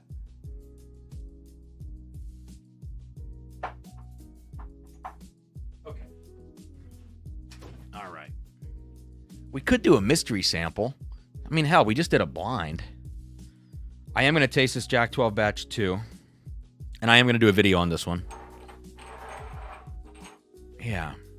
I will do a video, but I'm not sure when. I got to think about that. I don't have a Jack 10 batch 3. I'd love to do a video where I taste the 2 new releases. And I have batch 1 and 2 of Jack 10. I don't think I've ever done a video on those. So actually, I'll do this video in isolation. The Jack 12 batch 2, I'll do in isolation. And then if I can find locally a sample of the Jack 10 batch 3, then I'll do a video of 1, 2, 3 of Jack 10. And maybe do it blind. Maybe that'll be interesting. Okay, so here's what we'll do. We'll do a quick mystery sample from Amy, because I have the black note cards for that. That leaves me 3 others from Amy that I can use elsewhere, which is a great number. So, guys,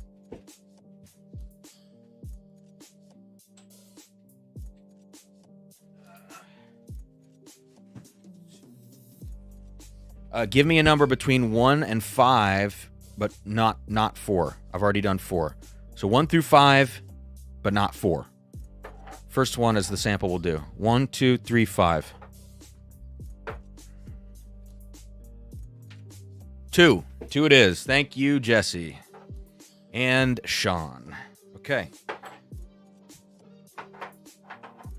Great. So I got a clear glass. I do want to pour these samples back, these Michter samples, because you know what I'll do is I'll put these off to the side. But Joe's sample, 293, I do want to pour this back because I want to hang on to this. Jay. Thank you, Jay. Very helpful. Very helpful for the number 7. I can't believe Jay can count that high.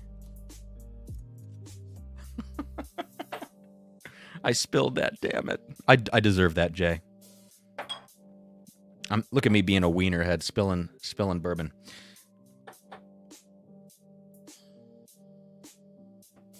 Okay. My friend Frank just texted me. I don't know if he wanted me to read this out loud, but none of it's bad, and it's not anything on an NDA, if you guys know what I'm talking about.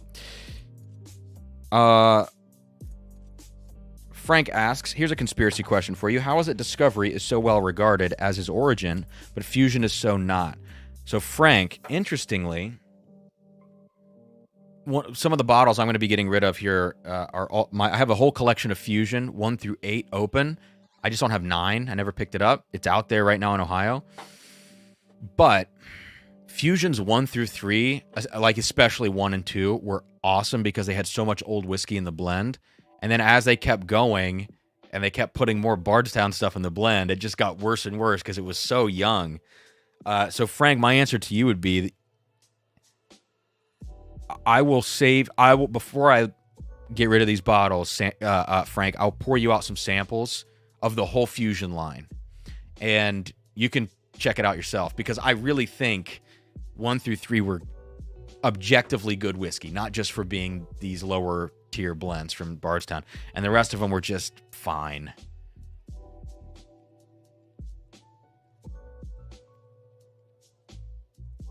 Today's stream is brought to you by the number 7. Okay. Hang on, I gotta pour these back. This is Jimmy's sample. Ugh, you guys kill me. So yeah, thanks again to Jesse, Jimmy, Tim, and Joe for these Michter samples and making this flight happen. William Davila says 94 likes. Make sure to hit that like button. Thank you, man. And E1817, this is Jesse's, and this is going to go back in here. Because, you know, one thing I want to do is just kind of in my own time is compare these samples that came in the last 3 places. I want to compare them to 1924 and see how they stack up. All right, so I'm going to clear this glass. Oh, yeah, Dustin, Bardstown Discovery 2, 3, 4 were the GOATs. I think 1 is in the conversation too, man. 1 had so much Barton in it, but it was good.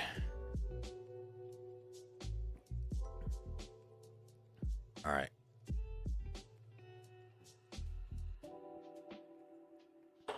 So as you guys have seen before, last time I did one of these, this is what Amy sent me. The answers on this side, the sample numbers on this side.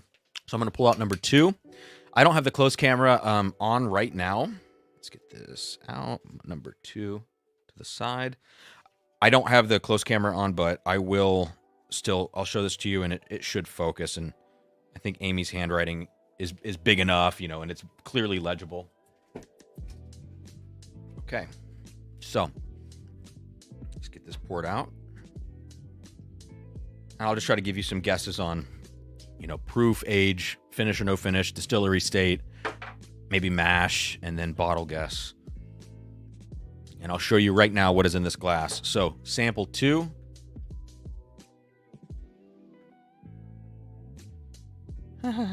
Wayne Arnold says, Cam, you're out of control. I'm on information overload. I'm sorry, Wayne. I know I can talk fast and be just a total nerd. I'm going to have to put ketchup on my shirt tail next time so I don't fall behind. Toshi, man, I love Volkanovski. I think Ilya Topuria is going to win. And I think Marab wins pretty easily against Cejudo. But the Volk Topuria, I think the Islam head kick, I think Volk, as he alluded to with the mental health stuff, I think he's really in his head about just a lot of stuff. I don't think it was smart for him to take that fight on 10 days notice or whatever it was. And I think he's going to lose to Ilya. But I want Volk to win. But I think Topuria is going to win. I would love to be proven wrong. All right, here we go. Sample 2. Head is turned. Let me know if you guys need to see this again or if the focus falls out. But I think that should be in focus. And remember, no spoilers in the chat, please. Don't mention this bottle, a related bottle, an opposite bottle. Don't spell it backwards, please. And 3, 2, 1. There we go. All right. This is going to go here. Sample 2. 2. Okay. Oh, immediately smoky, roasty. High proof, possibly MGP. Has kind of a white pepper MGP buttercream kind of thing. Feels young. This feels like 6, 7 years old.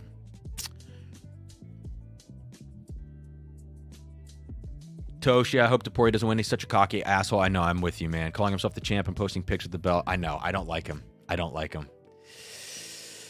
But, I don't know. I think it's more that Volk might lose the fight than Topuria might win the fight. But I really hope that's not the case. All right, this is starting to kind of breathe a little bit in the glass. Medicinal cherry on this.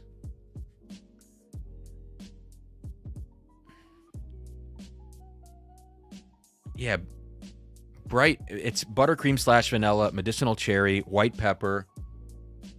These are MGP notes. Like, my first impression is MGP, but there's always the possibility that a whiskey like this could be Wild Turkey and could be Barton, actually.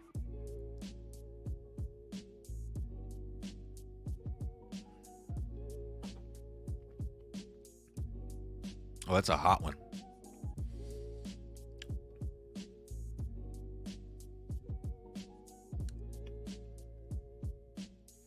Yeah, this is weird. This is like, I think it might be turkey. There's a thing in the finish that I think is turkey. This could be rare breed.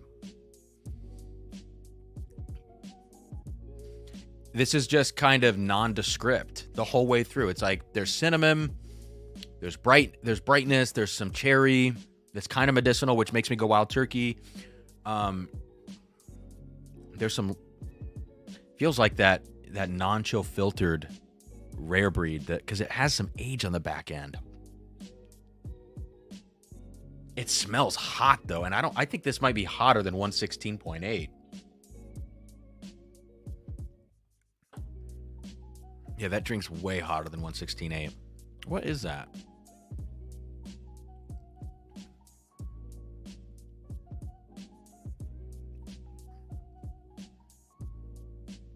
Instead of bottle guessing, I'm going to guess age. It is coming off older than I thought. I think this could be more in the 7 to 9 range. But the nuttiness, this maybe is a young Jim Beam. You know? What is this high of proof from Jim Beam? I mean, this could be like a 9-year knob pick.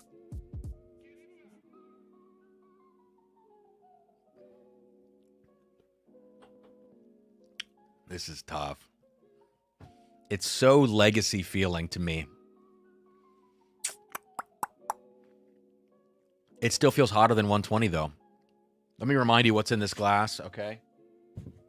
So that is what I'm tasting right now.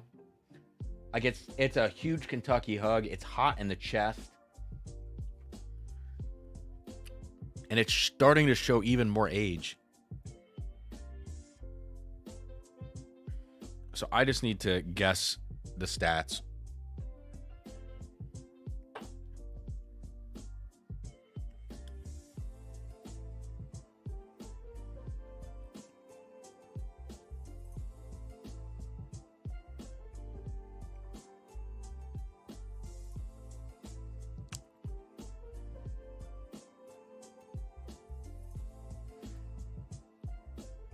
I think proof-wise, this is like 128.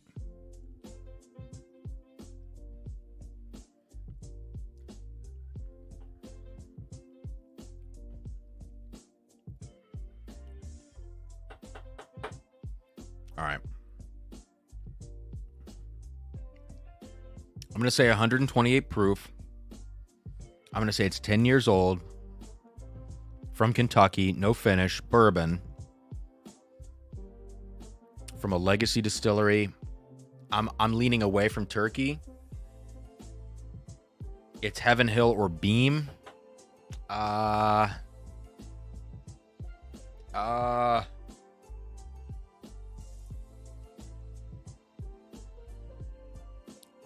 If this is MGP, I'm going to be pissed because that was my first guess.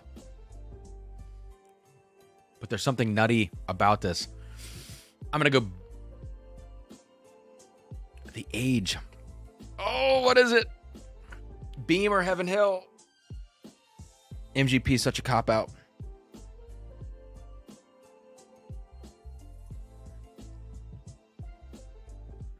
Why is there so much cinnamon?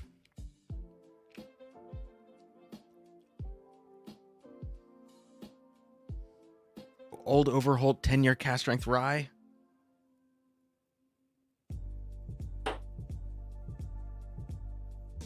Is it a Knob Creek rye at cask strength?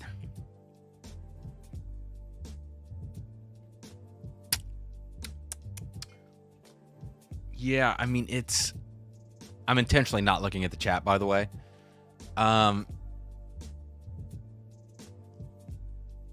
Cinnamon notes this big, but Kentucky, Turkey, Willet. Turkey, Willet. It could be a Willet. And that nuttiness is kind of Willety. But I'm going to stick with Beam. 10-year, 128 proof. It could be a rye. I don't have a bottle. I'm going to say Knob Creek cast strength rye. Damn it. Damn it. Old Kirk. What is Old Kirk? Is that Willet or MGP? That's got to be Willet, right? Old Kirk single barrel.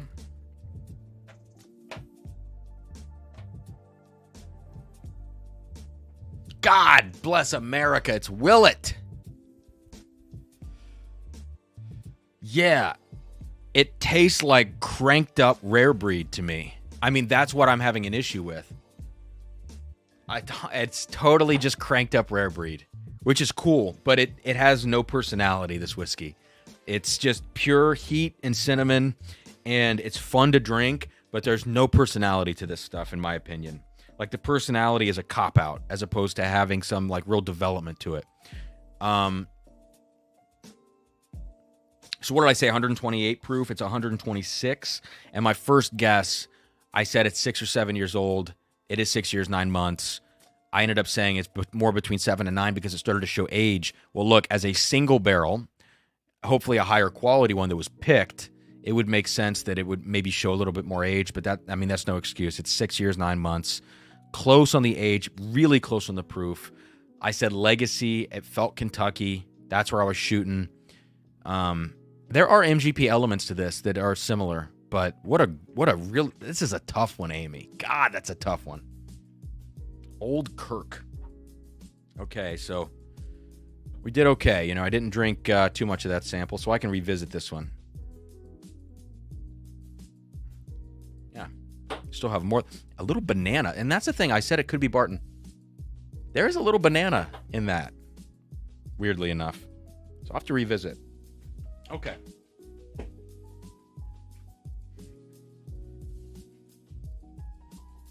Yeah, Amy, it almost tastes like Amburana finish. There's so much cinnamon. Yes, in the way of cinnamon, I think you're right. It just doesn't have like the other candle aspects of the Amburana finish, Tom, no, I've not tried any of the Hirsch single barrels. I've had some of the barrel stuff, the Z barrels that people say is Willet. Willet just doesn't usually impress me, except the sourced stuff, which is so expensive.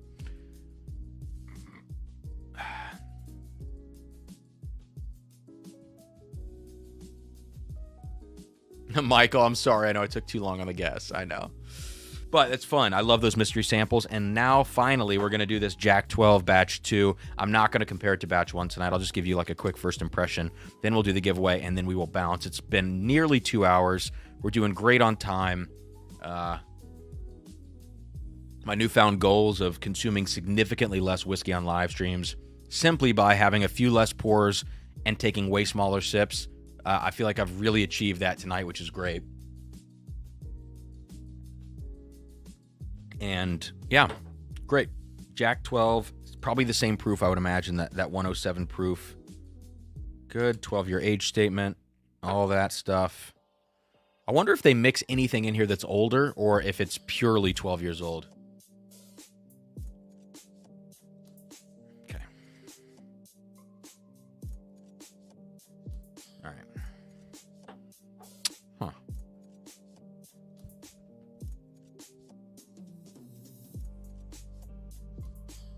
Sorry, Hungry says Cejudo's gonna whip Marab. I don't think so at all. No, I would firmly put I'd put a couple $100 bet on Marab. Cejudo looked bad in his last fight. Who was that even against? Was that against Aljo? I don't know, man. I think Cejudo's kind of lost it. That's fine. I mean, he's been, So this Jack 12, so my benchmark for Jack 12, which is batch 1, is that it smells like, not close to, but it's the best you can probably get to King of Kentucky besides President's Choice on the market would be Jack 12 batch 1. This is not that on the nose. This feels more watery. It feels like you have you have a bowl of water and you poured Hershey syrup in the water and it's kind of floating in the water. Like it's suspended in there and it's not like, that's how it feels. It feels like there's flavors within this watery solution. You can really, really smell the Lincoln County process in this. Yes. You can really smell this wet rock thing in here.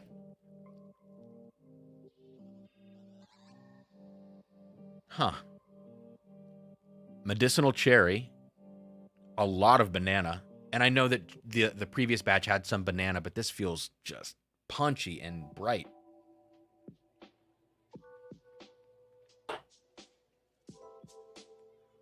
Oh, that's good whiskey.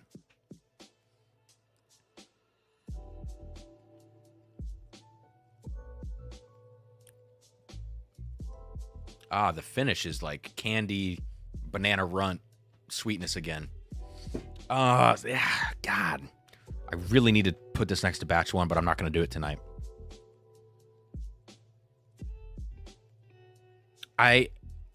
To my memory, I don't think this is quite as good as batch one. And that tends to happen with some of these products where you put out the first batch. It's whether it's intentionally better or like intentionally amazing out of the gate, or it's a product of like, hey, we've got a few extra 15-year barrels. Maybe we put them in there. I don't know what it is. A lot of first releases for some of these things are better. This feels just, I don't know, it feels dull.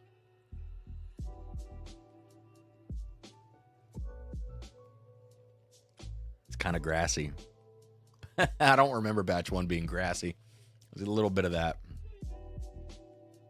All right, well, I got to do the comparison, but I don't think that's quite it. Morgan, fresh Glen test. Maybe you had too much water still in the glass. Well, let's do this then. Let's pour.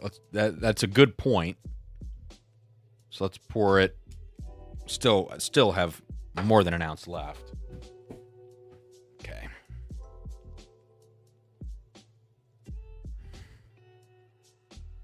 Good point, though, that there could have been a little, I don't have another fresh glass. I'm totally out. I've used them all tonight. I think I have a few in the dishwasher, but yeah, there's more balls to this one, like a little more cinnamon.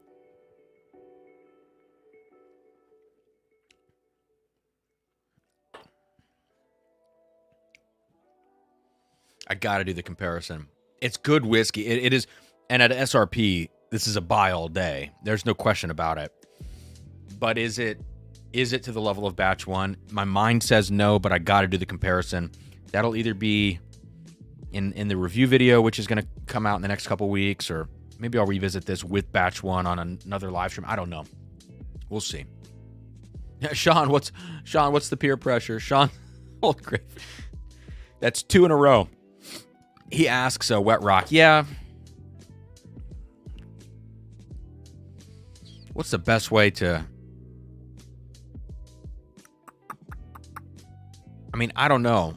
Wet Rock is just what comes to mind. Does anybody in the chat have a better way of like just articulating that note that I'm talking about? Wet Rock, sometimes I talk about gravel notes. Sometimes I talk about pebbles, gravel, wet rock. Sometimes I refer to it as an industrial note, which usually has a little more of a chemical or artificial element to it. Is there a better way of articulating that, do you guys think? Yeah, Whiskey BS. Grassy and wet rock. Yeah, I know. Wet rock, it's hard to describe. There's a little bit of hazelnut in here. And there is a lot of oak. Calcium carbonate, says Jesse. JG says paper. Sorry Hungry says pencil shaving. This is not pencil shavings necessarily. Forest floor lemongrass. No, not quite. Like a creek, Daniel Lloyd. Yeah, yes. Like a creek. Yes. But it's not necessarily soil. Like wet soil is a totally different type of thing. It goes along with it, but wet rock is its own thing. But it is grassy. It does have that.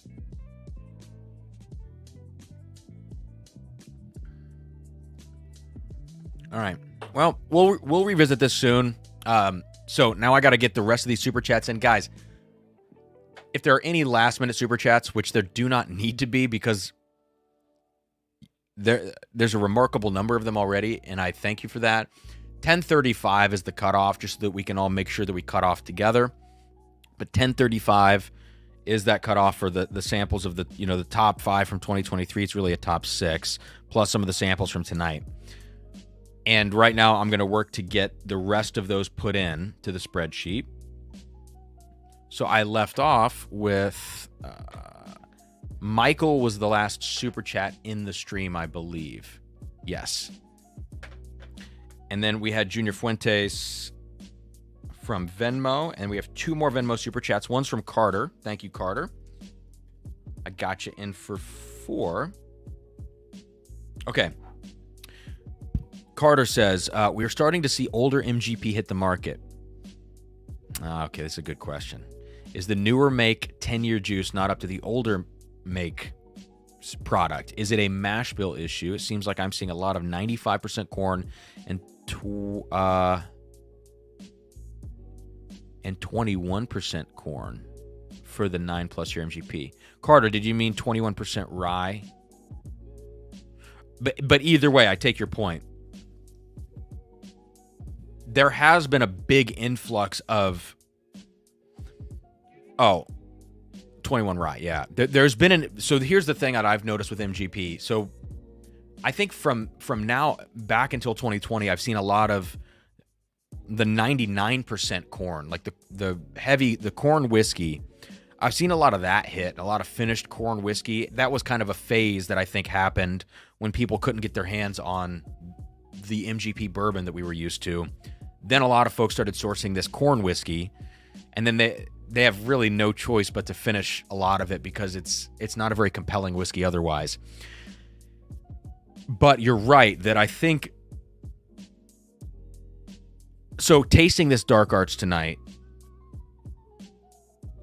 it's really hard to make a judgment on this whiskey knowing that it's a double barrel. I think it's actually at a disadvantage that it's cool that Macaulay jumped in. And it's tough for me because it's like I don't want to feel like I'm disrespecting them. And I always try to choose my words carefully, particularly with smaller operations. With Heaven Hill, it's like, you know what? You sent your PR person out to send all these bullshit emails to all of us. You can take criticism. You can shut up. Sorry. Heaven Hill is one of my favorite distilleries. So sorry. But smaller operations, these people don't have hundreds and thousands of barrels of stuff to work with. So when Macaulay jumped in, I want to make sure I choose my words carefully, and I never want to be disrespectful, but I wanted to make it clear that I wasn't. But in this case, actually knowing that this is a double barrel is important because I think it could be a product of things canceling each other out in the whiskey. So let's eliminate that, and let's just talk about recent single barrel MGP products. And what would that entail? Let me look around the room.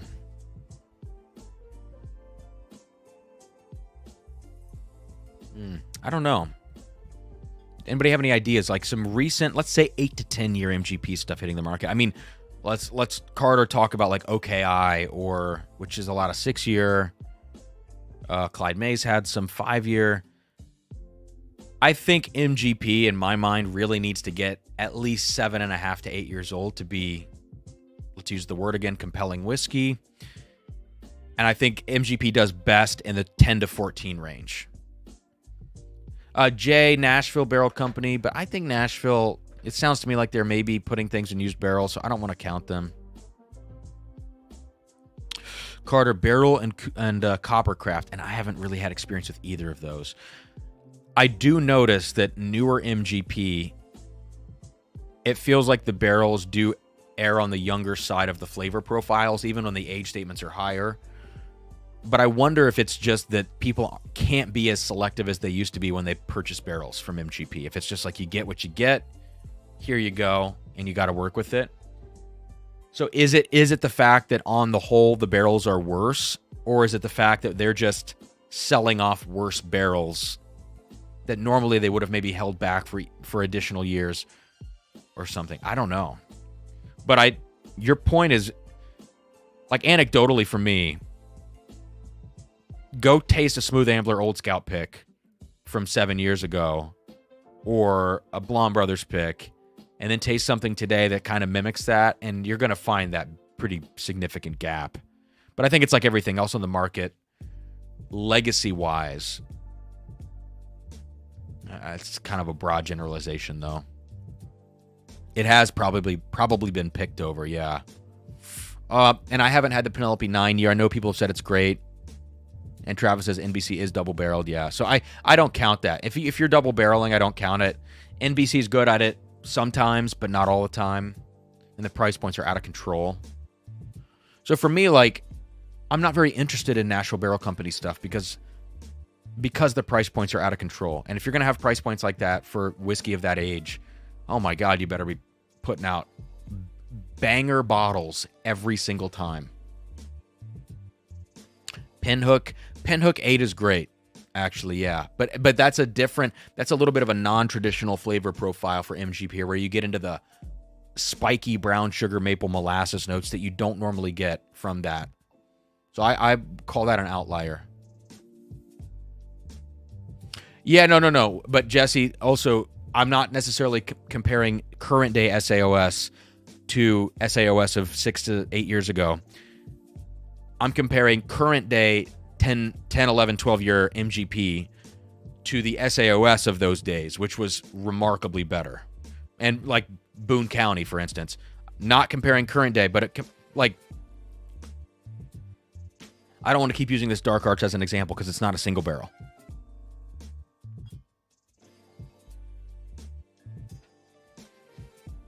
It's tough because you don't really see a lot of this 10-year, except for right now in the market, people are getting this 10-year stuff suddenly from MGP. But you see what I mean? Like, it's whatever's current day is sourcing 9 to 12-year MGP versus that stuff from 8 years ago. It's not a comparison.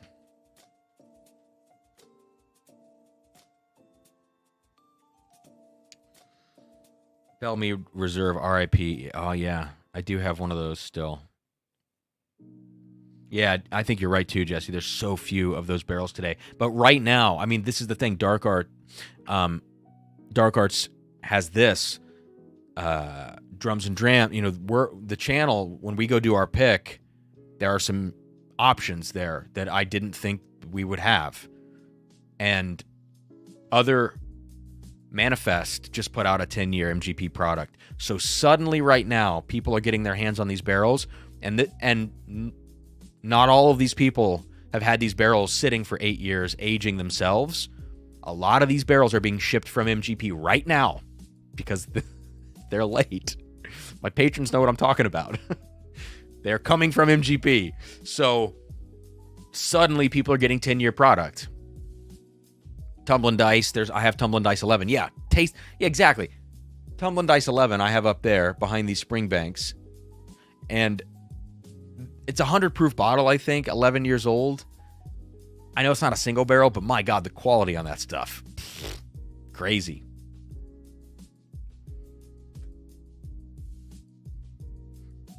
All right. Super chats are cut off. Did I miss one? Morgan, I'm so sorry. Jack 12, oh man. I can't know that unless I do the comparison. Morgan, I'll get you in here.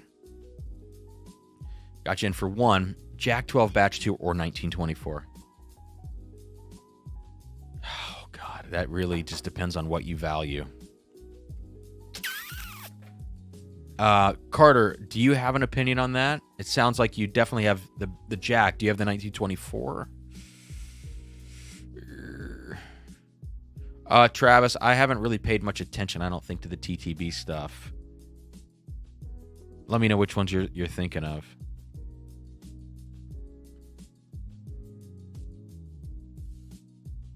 What's up, Devin? Maybe that was a mistake. William Davler, Tumbling Dice mixed with your Springbanks. Savage. I do have to give credit to Frank, I'm not sure if he's still watching, but the cast strength up here, this bottle, that's from Frank, and I got to say thank you to Frank. I love it. I love being able to taste those cast strengths. What a cool bottle. I recently came into that Hazel Burn up there, and the Springbank 10 and the Springbank 15, and Javier sent me an earlier Springbank 15 sample, which I'm excited to try. Okay, let me check final super chats. Wow. So we got Carter, then we got to get Greg Y. Greg Y says micro batch. I love it. I got you in for two, man. And wow, at the last minute, William Hines in for 100. 20 entries. Thank you, man. Gosh, that's incredible. Thank you. You and Guy are tied for incredible epicness. Devin, your box is on the way, by the way, which, now that I think about it, everybody's box, like I said at the beginning of the stream, everybody's stuff is in the mail, or allegedly, you know. And now that I think about it, I don't know if it's going to get there before you come down here. Shit. I'm sorry about that.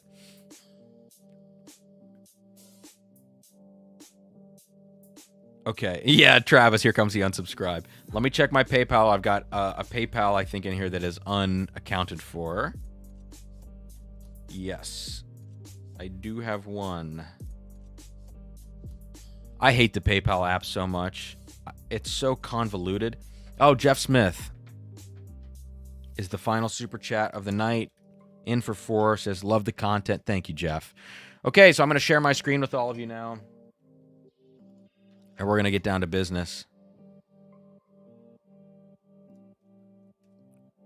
All right. Pull this up quickly. Thank you for hanging out tonight. This has been a fun stream. This has been a slow week on the channel, and I talked to my patrons on Patreon about it. And I just, I want to apologize. The week kind of got crazy at the beginning, and then I decided I'll do a weekly dram on Tuesday, and then Tuesday came and went, and I just said, you know what? Let's take it easy this week. Take the foot off the gas a little bit. It's been crazy trying to keep up. There will be a Scotch Sunday this week, yet to be determined. And then starting back Monday, we'll get on to a more regular schedule. But I just kind of needed the air to breathe this week on the channel. And less whiskey in my body, which is something else I'm working on. Devin says, nope, I'm in Findlay tonight. We'll be in Columbus in the morning. No worries. Okay. Orlando, good to see you, man. Dr. Hernandez in the house. All right. Let's do this. Share screen. And here we go. So as you all know, tonight there are too many super chats to put this all up at once. So what we're going to do, we have AJ Mountain Biker at the top. At the bottom, we have Guy. And then I'll scroll down, and we'll go from basically Guy to Jeff. So check your name on the left and your super chat number on the right, which is the dollar amount divided by 5.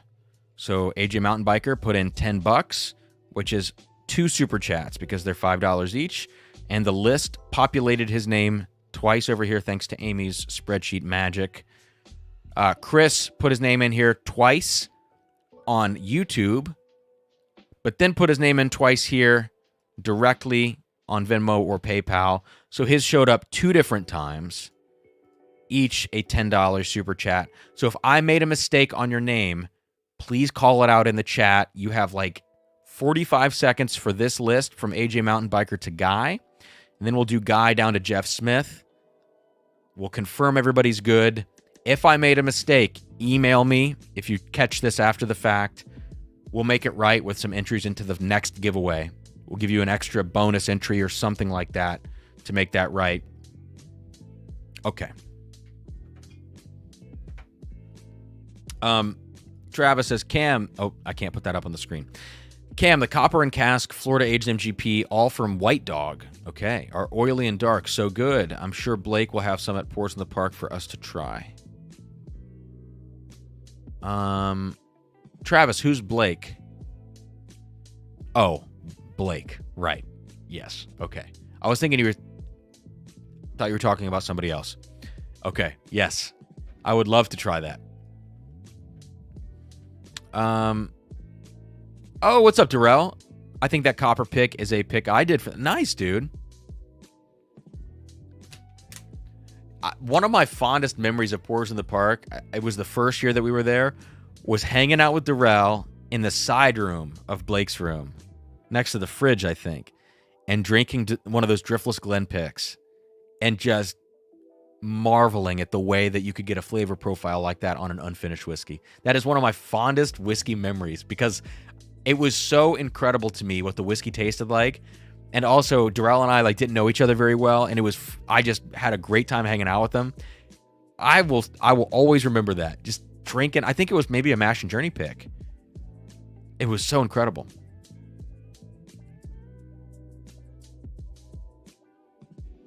Okay, we're gonna scroll down now from Guy. Well, here we can basically do from Jesse down to Jeff. So, guys, confirm those entries now for the remaining folks. Yeah, the Scotch Society pick. I always forget about that, Darrell. That Scotch that we were tasting was crazy, man. Jay, fake news cam. It was meeting me. Yeah, Jay, that was fine.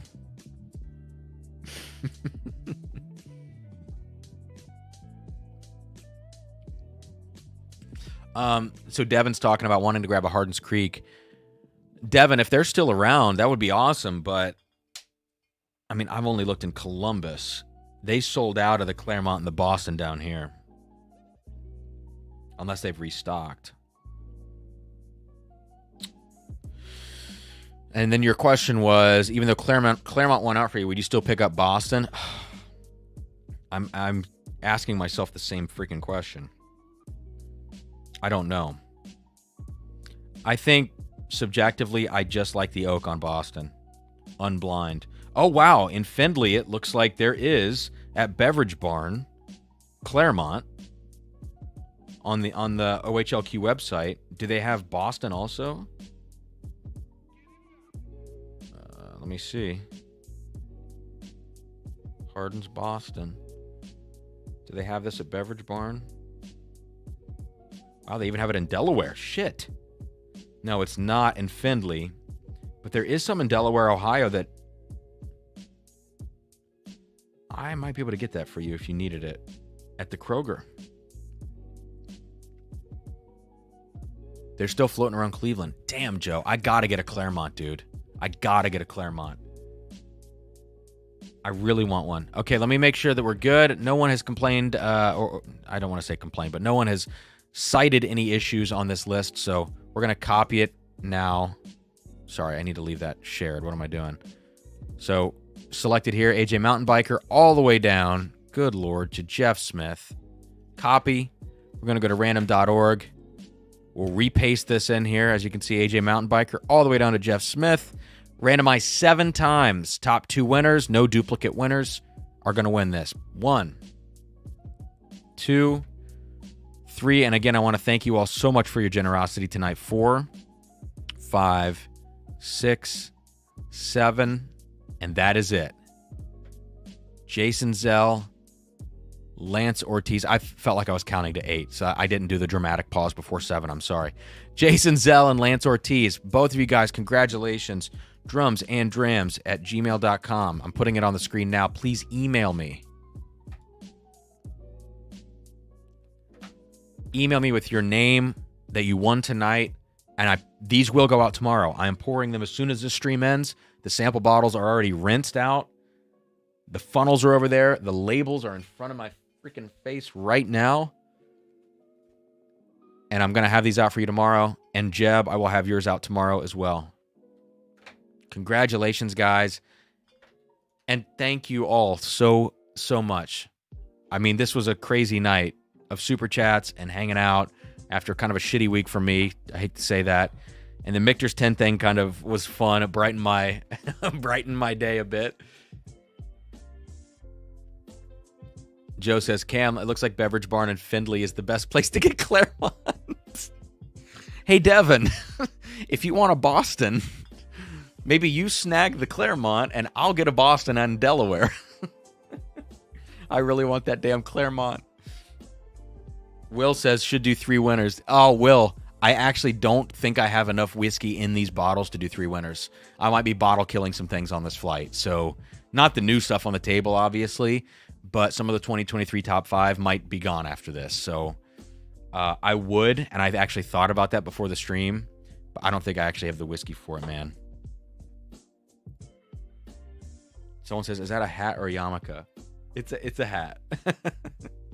Sorry, it's been a hot and sweaty day.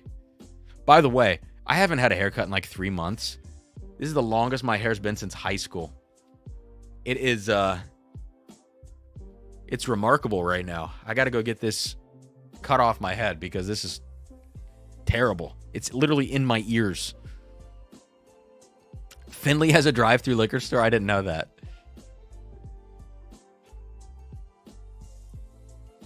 Pour spout is greater than funnel for sample, says James.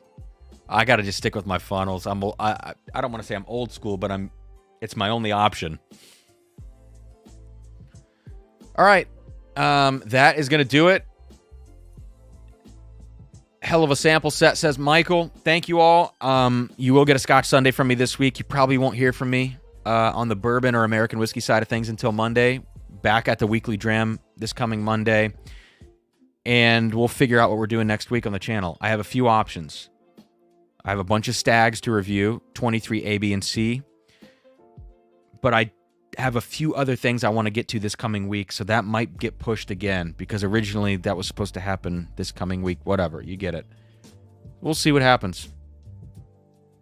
Thank you, guys, and see you soon. Cheers. Will says, Cam, I can get you a Claremont at Beverage Barn after work. Dude, if you're up around that way, let me know.